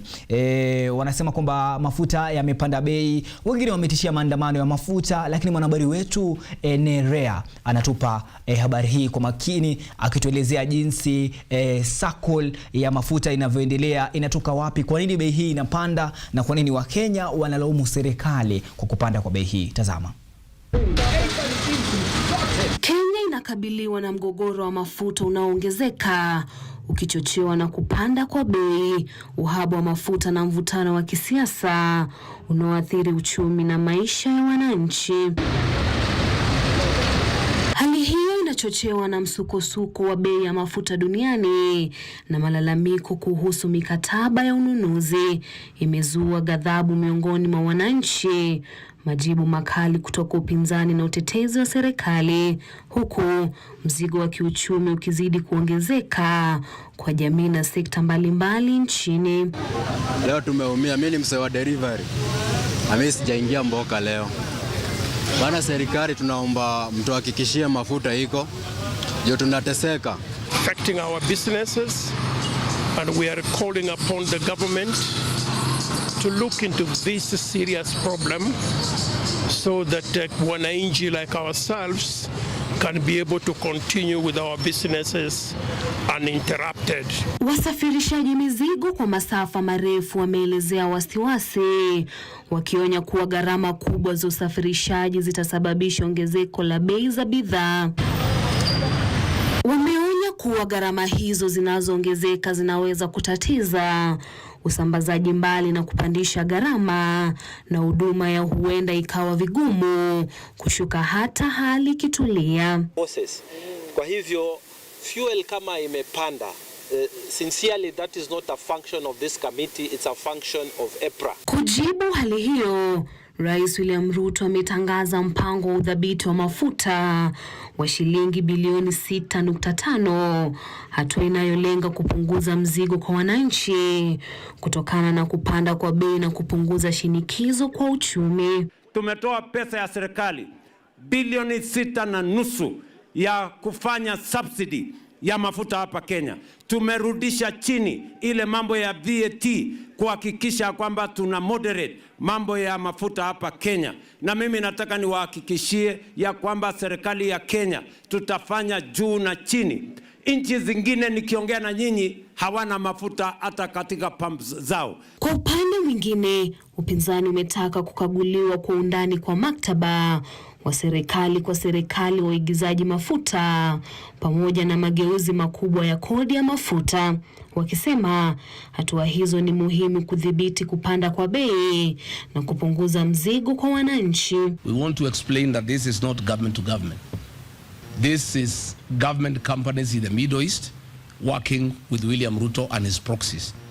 In normal circumstances, if it was government to government, these Middle East companies would be working either with NOC or with the Kenya Pipeline Company, not private companies owned by William Ruto. So there is nothing like government to government deal and Kenya Pipeline Corporation to cushion wananchi from the adverse socio-economic effects of the April 2026 historic fuel price adjustment. Upinzani pia unaituhumu serikali kwa kutumia mvutano unaoendelea Mashariki ya Kati kama kisingizio cha kupanga upya sekta ya mafuta kwa njia wanazodai zinawaathiri vibaya watumizi nchini. The then government of the day took measures to cushion the welfare of citizens Whereas today the William Ruto regime has taken advantage of the Middle East crisis to load their profit on the local palm price to the detriment of Kenyan citizens. Hata hivyo, serikali imetetea kupanda kwa bei ya mafuta, ikisema kunasababishwa na msukosuko wa nishati duniani na kuyumba kwa masoko ya kimataifa ya mafuta. Hata saa hizi tuko na shida kubwa ya mambo ya Middle East. Tumekuwa na matatizo ya vita kule. Mambo ya mafuta imepanda kila sehemu, lakini hapa Kenya tumepanga vizuri tuhakikishe ya kwamba ile bei ambayo ingeruka juu sana tuhakikishe ya kwamba tunaifanyia moderation. The ministry affirms its commitment to maintaining the integrity, stability, transparency and accountability of the petroleum supply chain under the G2G framework. Hiyo vita imeleta misukosuko ya mambo ya mabei, sana sana bei ya mafuta.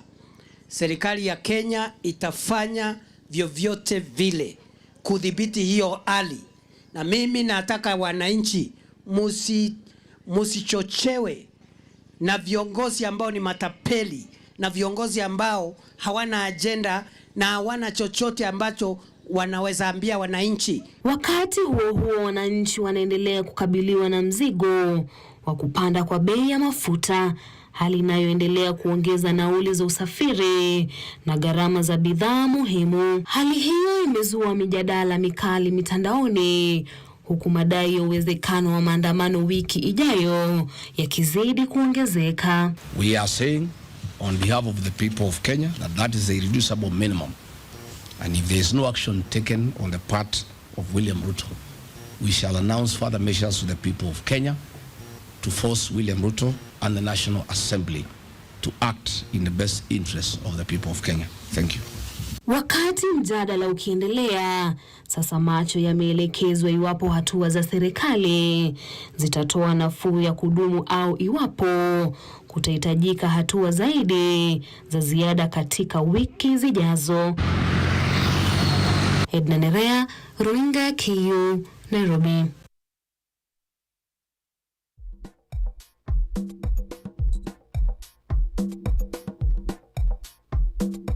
Naam, sasa mpenzi mtazamaji, kumekuwa na wito mwingi sana wa mambo ya mafuta, ndio habari zetu hizo zinaongelea kuhusu mafuta hayo, na hatujui kama iwapo kesho kutakuwa na maandamano jinsi upinzani na vijana wa jenzia wameitisha, lakini tuachane na mambo ya habari kwa sasa, tuingie katika burudani. Hapa ndani ya KUTV tuko na kipindi chetu kipya, kipindi cha burudani, kipindi cha comedy kinaitwa Health Unit, na si Health Unit ambayo wanafunzi wa Kenyatta University wamezoea kwenda maeneo ya shopping center kule kuna Health Unit. Hii ni Health Unit nyingine ambayo ni hell kwanza, imeanza na hell alafu na T.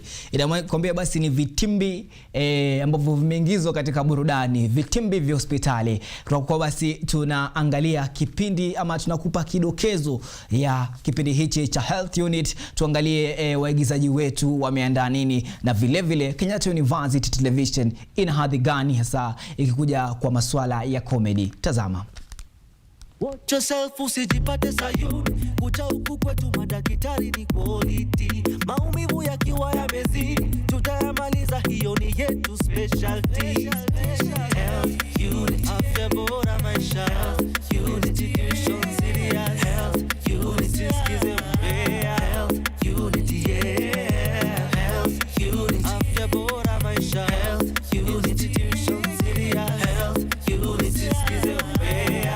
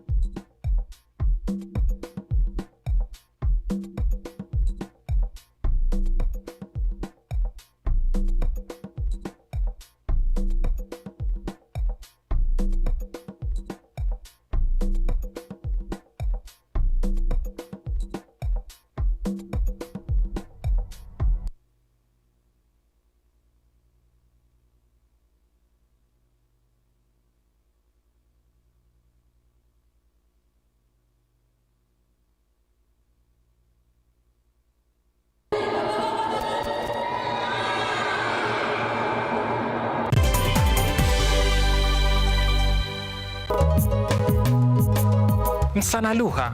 Lugha ni zaidi ya maneno. Ndio maana sisi Waswahili kila siku tunaitumia kazini, mitaani, kwenye mapenzi na katika jamii. Jiunge nami Padironga kila Jumapili katika Mawimbi ya Lugha, tukichambua Kiswahili kwa undani, maana yake, mabadiliko yake na nafasi yake katika maisha yetu. Kutoka utambulisho, mapenzi hadi mustakabali wa lugha yetu. Mawimbi ya Lugha kila Jumapili, usikose saa 2.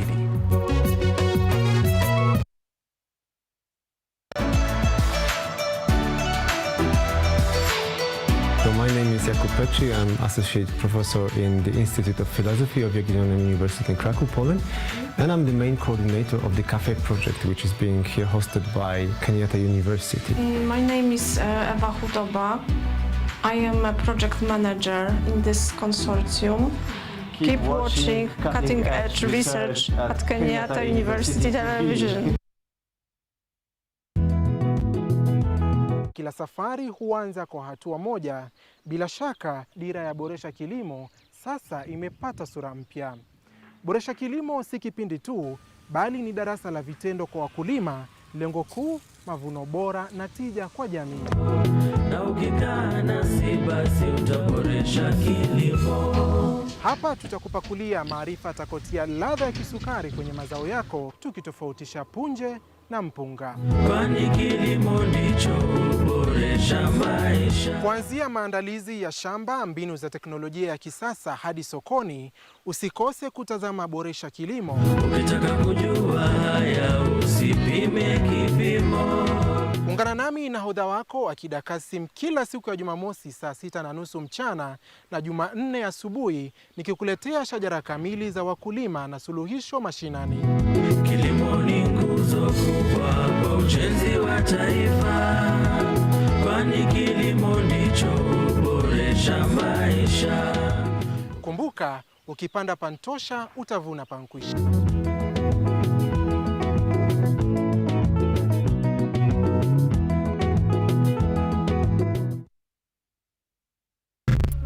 Baba mafala kama wazazi wako. Shetani ashindwe. Why are you trying to kill? I get it. Mungu.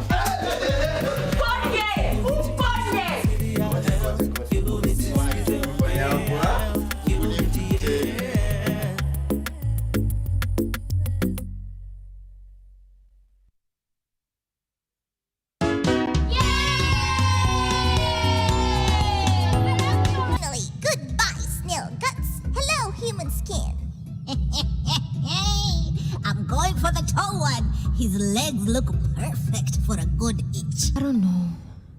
I think I have a fever and I don't have any energy. Yeah, like there's a war going on inside me. It has to be the pond. Ponds, rivers, and we will keep snails inside them to show how people get sick. Yeah, and we'll add pictures of safe water too. Unsafe, don't jump inside. Stay safe and let adults guide. Snails bring danger, don't you see? Safe water keeps you healthy. Bilharzia free.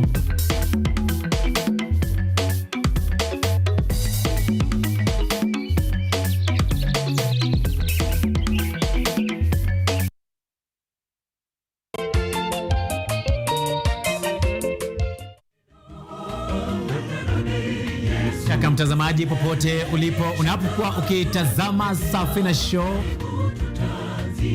inang'oa nanga sasa hivi. Ungana nami Albanas Mwania, nahodha wa Safina Show, nikutoe ng'ambo ya pili hadi ufuoni. Safina Show, sauti ya matumaini.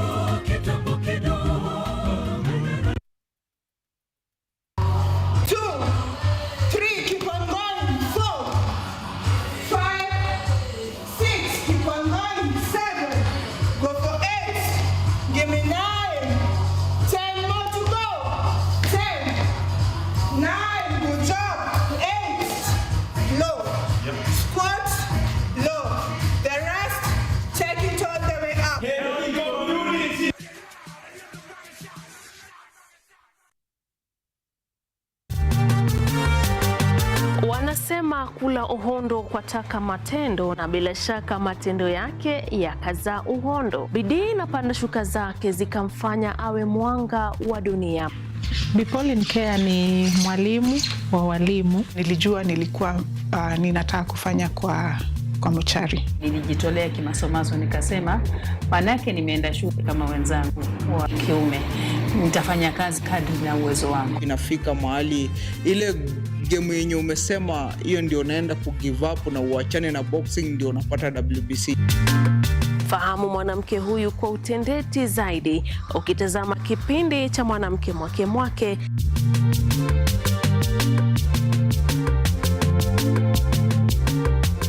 Kila Jumatano saa 2:30 usiku, ukiwa nami Caroline Kimwele.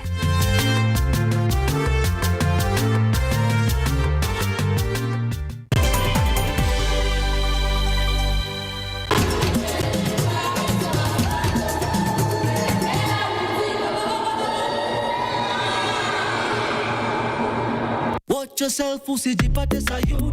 Kuja huku kwetu madaktari ni quality. Maumivu yakiwa yamezidi, tutayamaliza, hiyo ni yetu specialty. Health unit, afya bora maisha. Health unity, tuition serious. Health unity, sikize mbea. Health unity, yeah. Health unity, afya bora maisha. Health unity, tuition serious. Health unity, sikize mbea.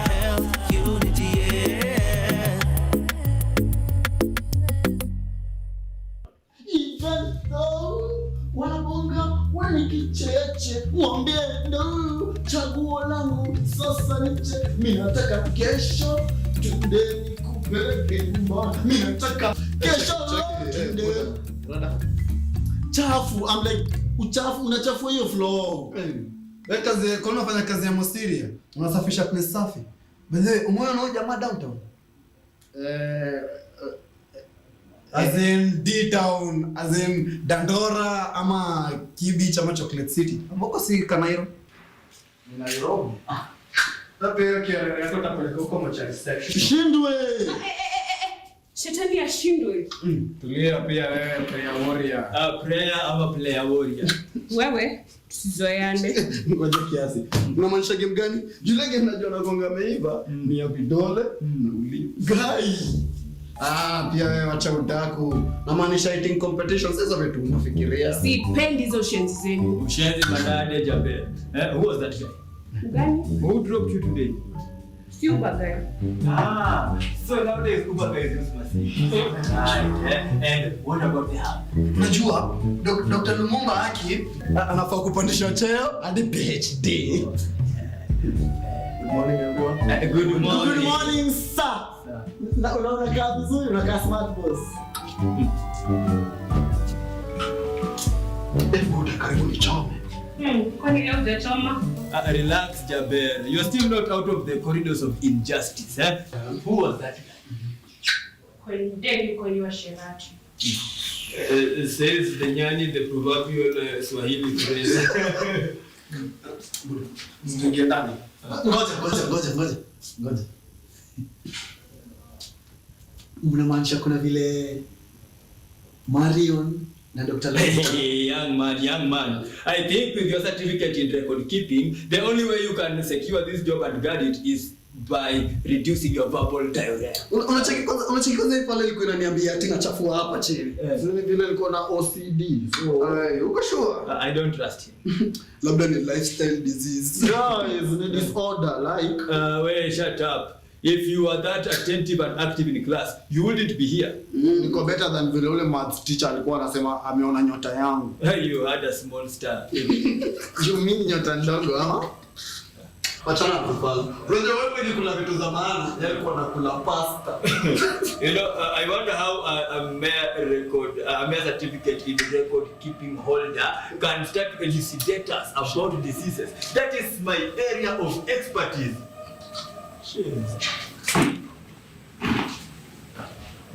Guys, mimi si msherati hivyo. Ati pasta. Kuna watu na viatu duniani. Oh, kuna watu wasiopenda maendeleo. Oh, nikiwa nacho cha wauma ndani kwa ndani. Achana nao, waepuke haraka sana. Hey, Jaber. We understand that you come from the mountain, but potatoes is not good with your weight loss journey. It's like a marathoner who's running from the finishing line back to the starting line. Or a corrupt king trying to stop corruption. Kimaliza, mtaniambia. Jaber, you see, we are just concerned. No hard feelings. Let us focus on what brought us here, please. Well, she deserves a clap or two. Well, it's been a century since she completed a sentence in English. Umeanza kuchachisha sasa.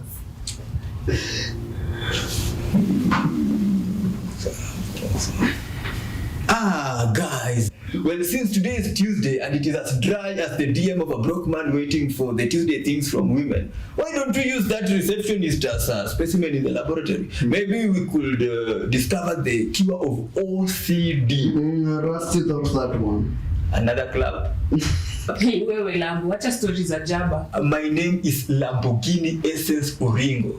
Although my grandfather used to call me a Thangras because I survived a very harsh famine when I was still a munchkin. Mamaliza. Well, listen. You see, that talkative man can be our gateway to greatness. You see the way he talks too much. Maybe he could help us to discover the cure of OCD. Mtaa yako jaba juice ni pesa ngapi? Inakaa unayoba consume muda. Back in 19, a comrade at JKUAT pitched an idea about mobile money transfer to his friends, and they thought that he was mad and called him names just like you. Then he pitched the idea to his girlfriend, who also thought that he was under the influence of drugs just like you. Well, then he pitched the idea to a stranger, and soon the idea was launched in Britain, just so you know. What? And moral of the story? Just so you know. Na pili kama akili yako imejaa form.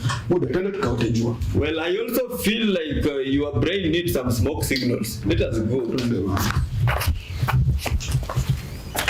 Just go around you.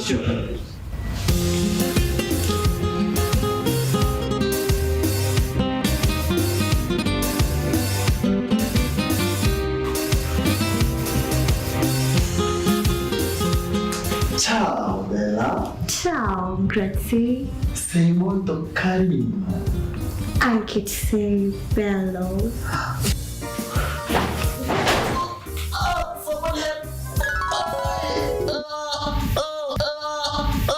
Mouth. I'm passing out. Are you really okay? I was until Pochi arrived. You're such a dumb.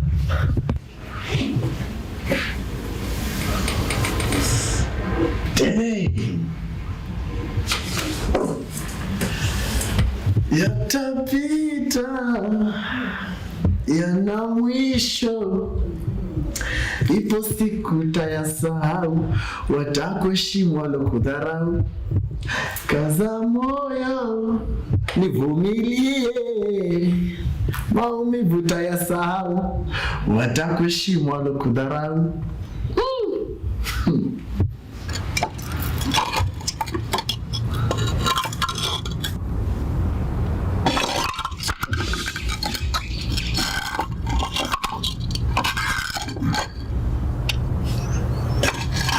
Na Buda, kwani ni mbaya leo? Messi. Pia acha kucheza na akili yangu, mbuzi wewe. Kuna mgonjwa wallahi. Hii ni chicken pox wallahi. Oh Lord of glory, I rebuke the demons. Oh, sorry. Chicken that this person might have gotten from Jogoro. It has mutated and it is now becoming a femme fatale. Oh, riba shakara bobo. Oh, kemea pepo, na kemea pepo. Oh, Father. Oh, I can feel the cock, Father. Oh, I now see it. Player warrior, reduce the synergy. Hey, kwani rada gani huko? Huyu wako na chicken pox. How can a man get chicken pox? This must be a very weak man. Maybe he needs to try roasters so that he can be as healthy as this sportsman.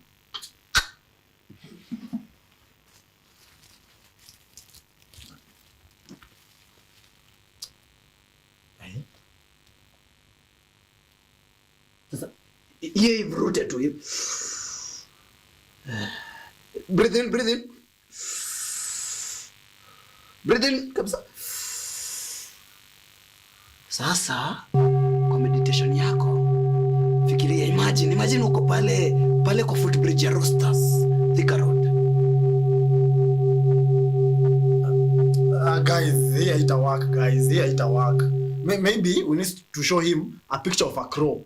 Ndio itafukuza hizo chicks. Exactly. Yeah, take a look here. Got. Tulieni. But then no overthink sana machaji na nyonyo isa. Say my name. Say my name. Pinches. Ile kwa leo mtaniita Che kwa sababu nimekuja na pin ya kuitoboa hizo ma chicken pox. Ungekuwa unafikiria hivyo daily, ungekuwa ushatoboa maisha pia. Kwanza pia.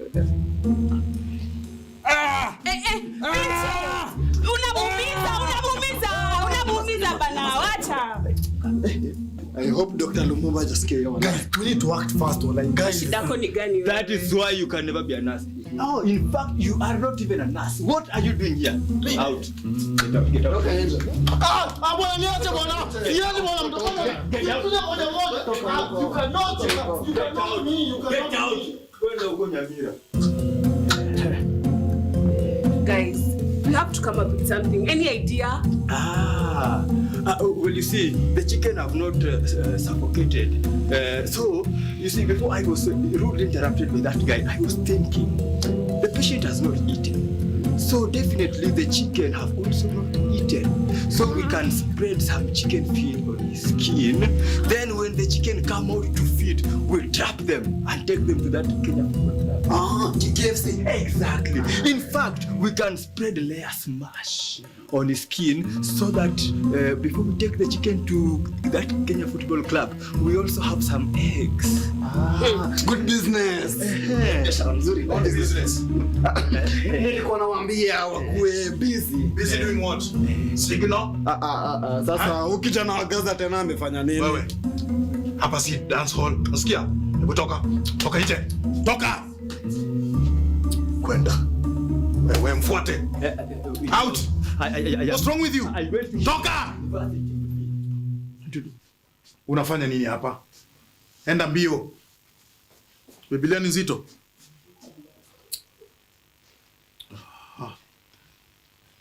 These people are so incompetent. Thank you so much, Esau. If it were not for you, yeah. Huyu patient angeumia sana. Endelea hivyo hivyo.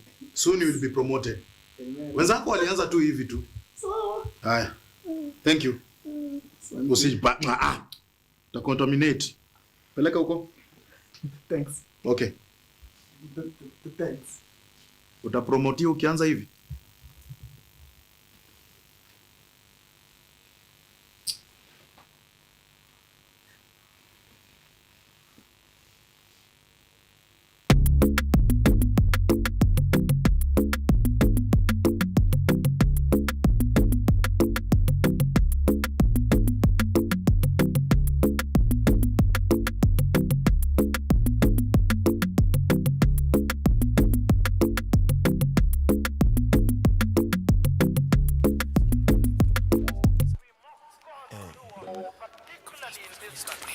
Ati.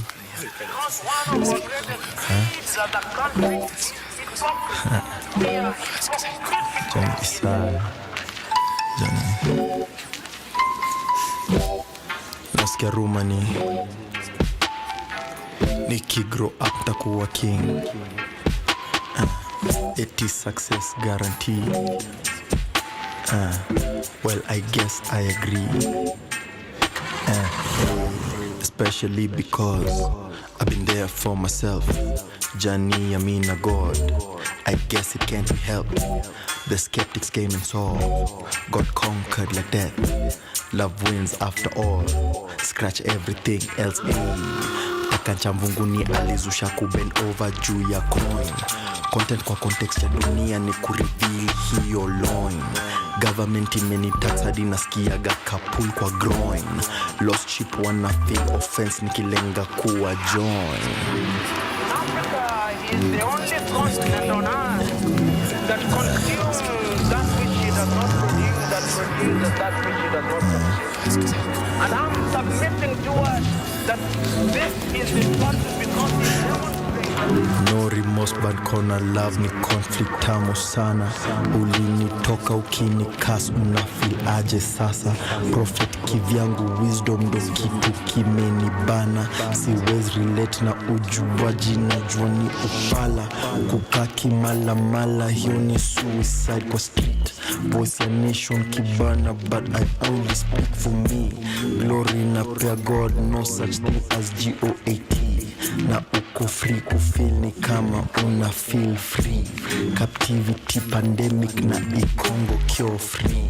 The enlightened wanazikwa kwa 6 feet deep times 3. Meanwhile si hapo tuko knee deep in that sweet smelling bullshit. We have yet to liberate ourselves. We have yet to decolonize our minds, which Ngugi wa Thiong'o says is a prerequisite to our total liberation, so that we can engage with the world.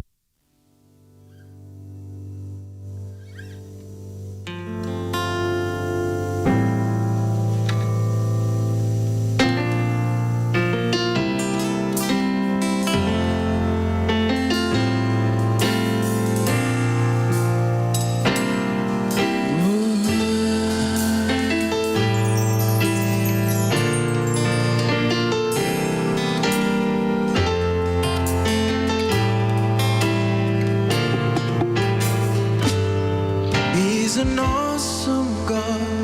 Amenipa such an awesome song. And I'm never lonely. Amenipa such an awesome love. He's an awesome God. And I wanna tell it to the world. Ili wajue ni wewe. Kama si wewe basi nani? Nasikia landlord ako kwa njia anataka kodi. Ni wewe utaprovide. Na nina ngori moyoni imenijaza worry. Ila nitakuwa fine. El Shaddai, uko na kile minadai. Ulinipenda hata kama misifai.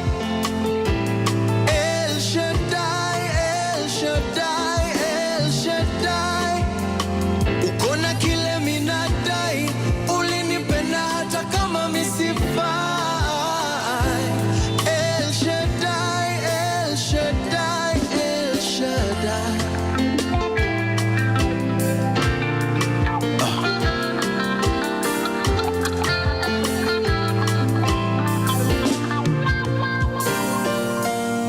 And every day is an awesome day. Na vile ametubariki hata si hatuelewi. And every day he comes through in an awesome way. Hatuna dhiki tumepata rafiki wa kweli. Na nina kaloni moyoni kamenijaza worry. Ila nitakuwa fine. Nina mahari natamani kulipia mpenzi. Sote tutakuwa fine. Na madaktari wanasema hali sio hali. Yeye anajua time. Ninahisi nguvu zake kwangu. I will call him El Shaddai, El Shaddai. Hakuna kile minadai.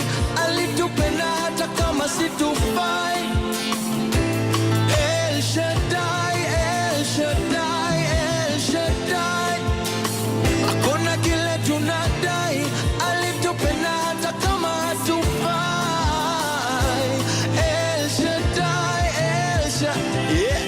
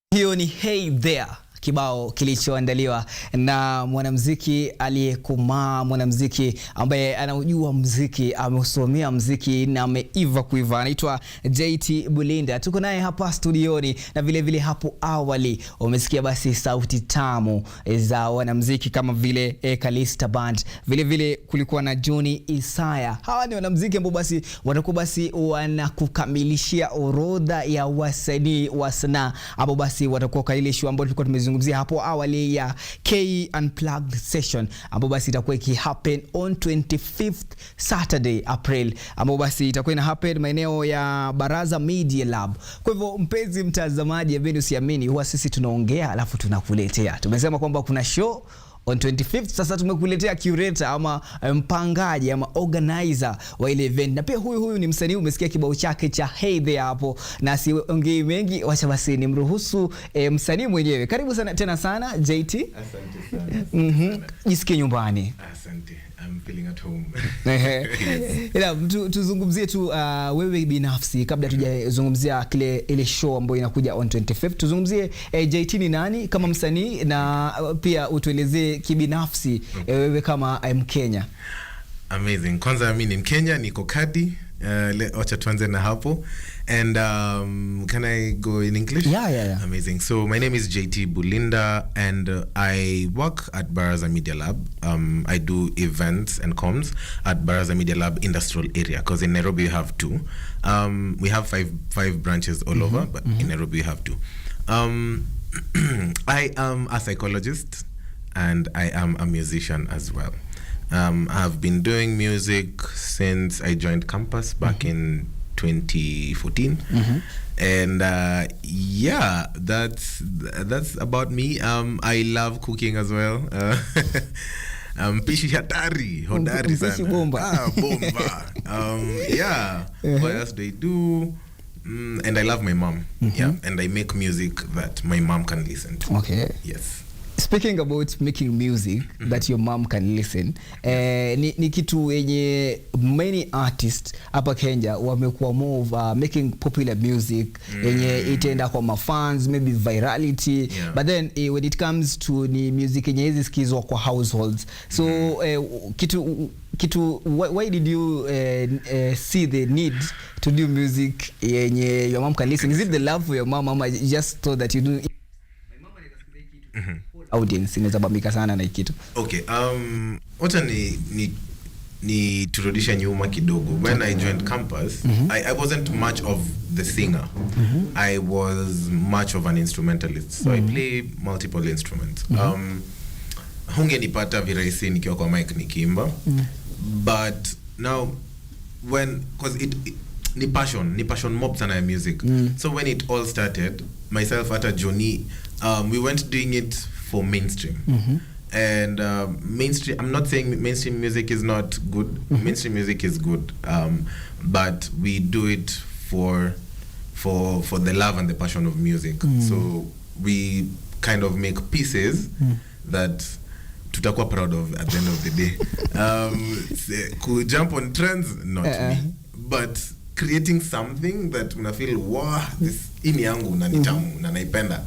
Now, so for me, I make music that my mom can listen to. That means hautapata nikitumia vulgar languages, stuff like that. Just feel good music. I'm also an experimental artist. So most of what's out there is Afro house, but I am very experimental. Coming that my background inatoka from a band setting, then I do live music sana. And yeah, I do a lot of live music. Speaking about making live music, and then umesema ulianza muziki ukiwa back in campus. Tupeleke back in campus by the way, because it's a campus setup. KUTV ni must today.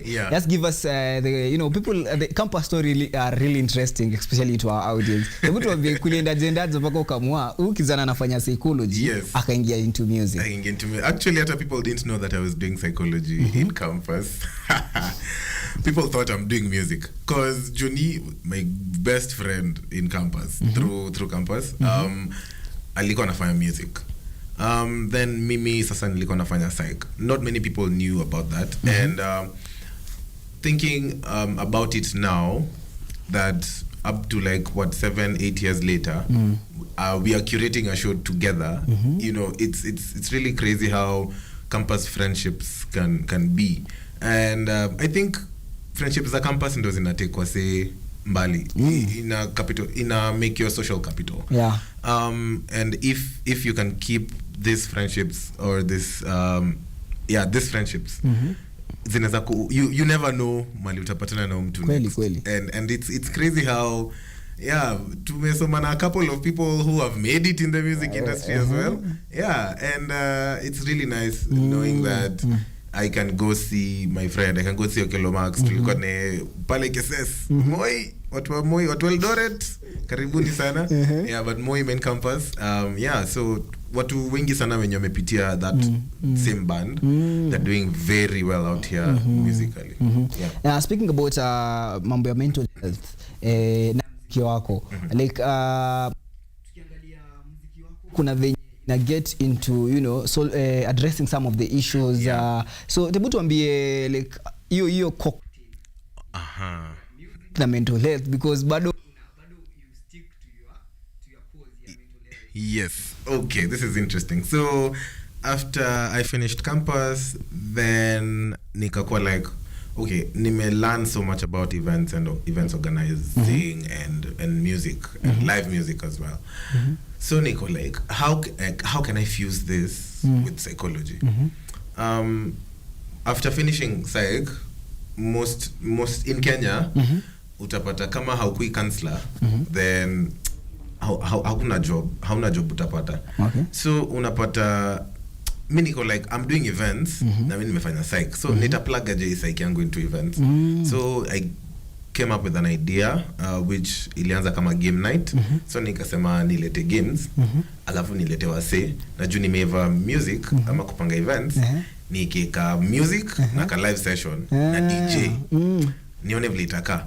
So nikaleta games, nikaleta wase, tukaikuwa na music, alafu after hapo kidogo tukaanza kuongea about stuff about mental health. So najua mabeshte zangu wengi walikuwa na mabeshte zangu wengi tulikuwa nao class, so ni psychologists. So nikiwa na psychologist on ground, ina shift the game such that ukiona, okay, long story short, in that event we saved like 2 lives. So 2 people were not going to be there with us from that night. Like walikuwa wameamua kwenda.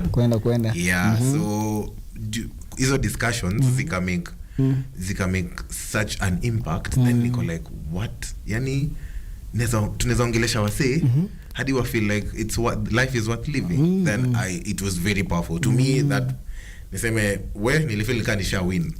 So I wanted to do it more.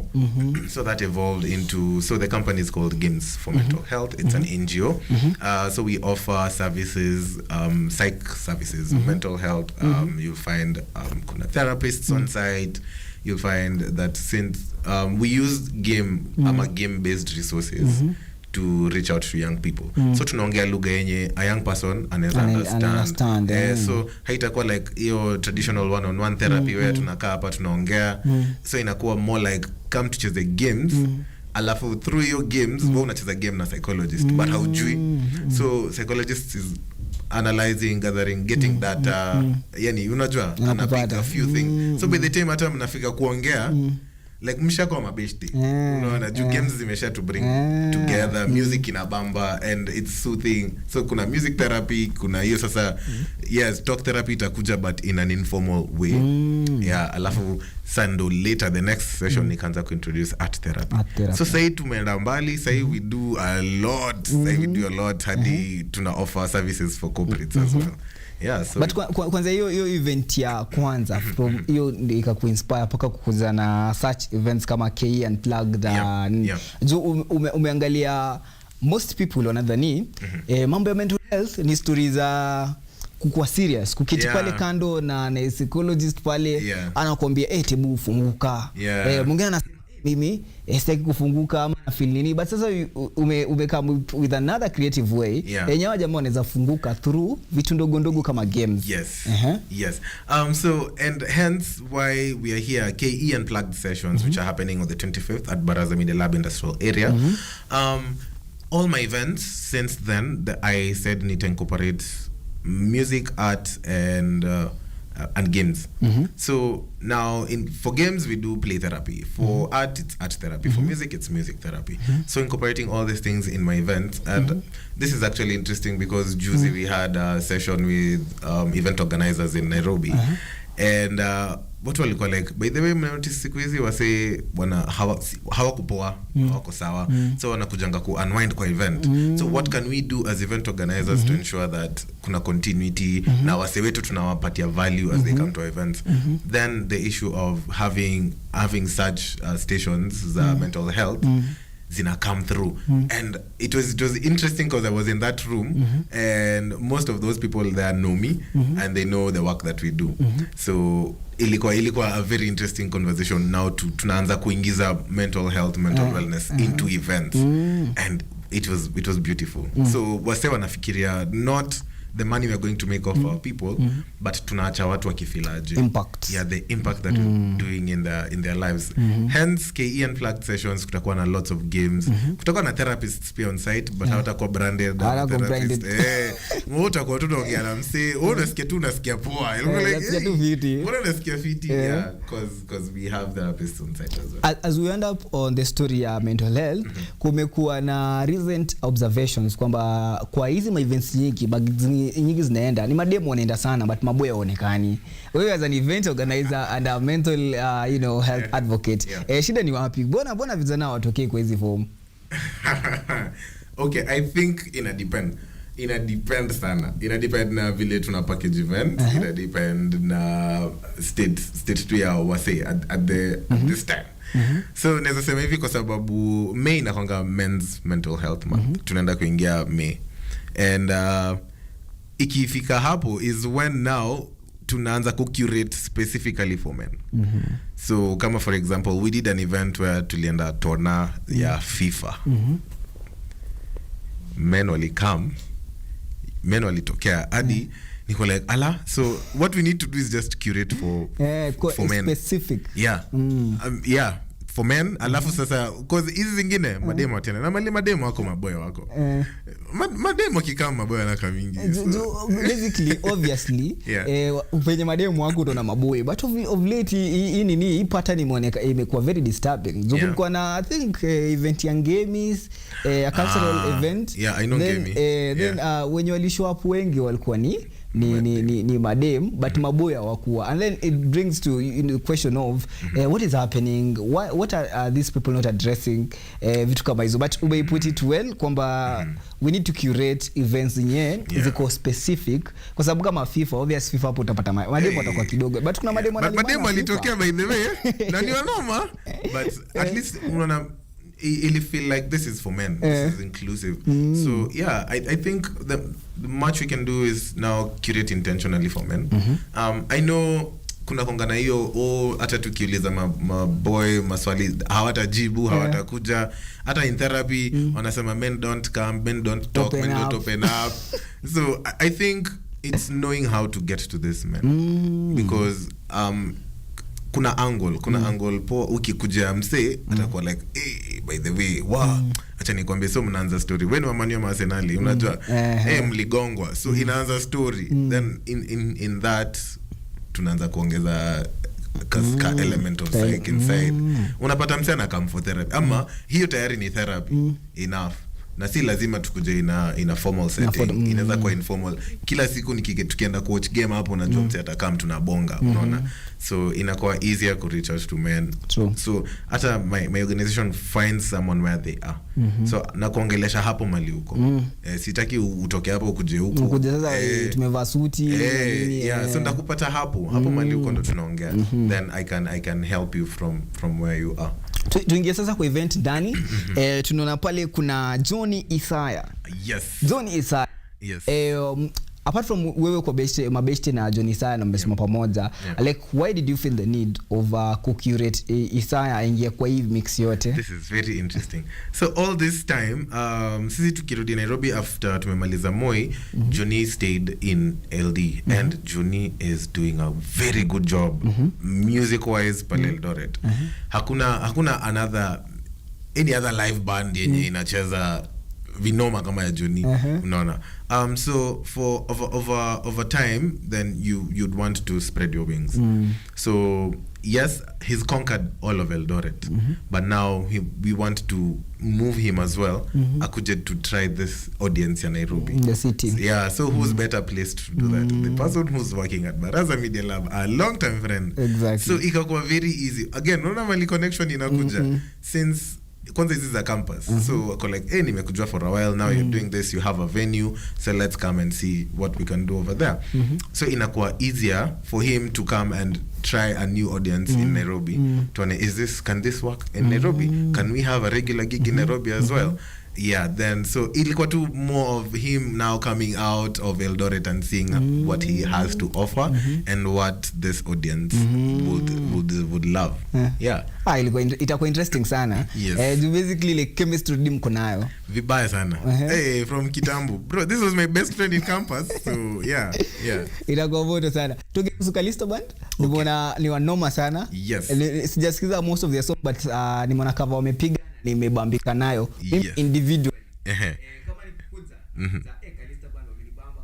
Because Johnny amenibamba na pia JT Bazen kumaki on top, but Kalista manze wa moto sana.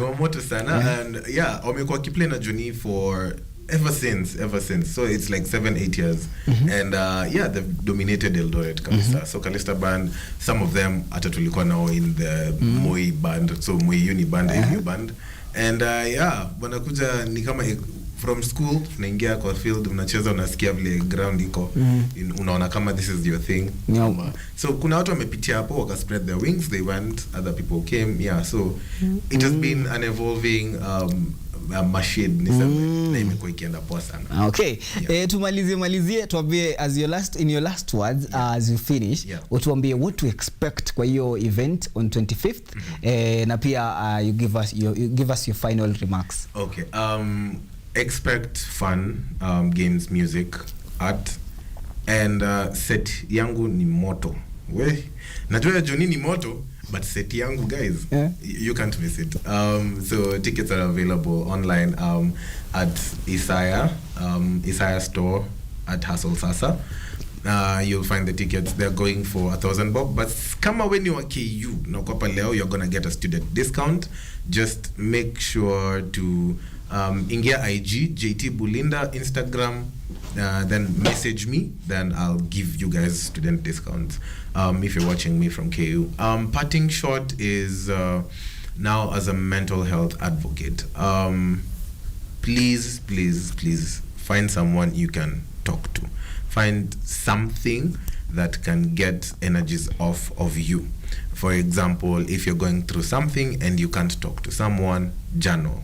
If you don't like writing, go to the gym. If you don't want, find something that will take energy off of you.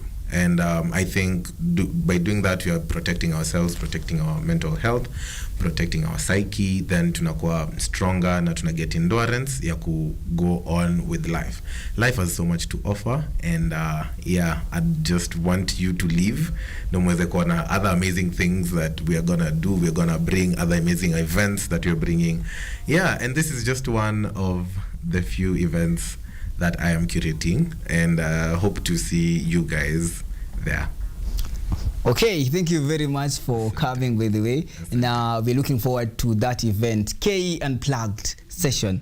Of course, tunamalizia na asante sana mpenzi mtazamaji kwa kuwa nasi kuanzia mwanzo hadi sasa tunamalizia. Kumbuka basi mimi ndo sura mpya ya KU Rise Today Art and Culture Monday. Niite Hassan Lewa Bluesmile katika mitandao yetu ya kijamii, na tumeshukuru sana kwa kuwa nasi hasa jeshi nzima ya Rise Today ambayo imekuwa nasi pale katika mtandao wa YouTube at KUTV Kenya, vile vile jeshi nzima ambayo imekuwa nasi pale katika mtandao wa Facebook at KUTV KUTV stations. Mpenzi mtazamaji, nami nimefurahia sana, na kutoka kwetu hadi kwako tunasema bye bye. Uwe na wiki njema, uwe na siku njema. Mola akujalie, Mola akubariki. Asante.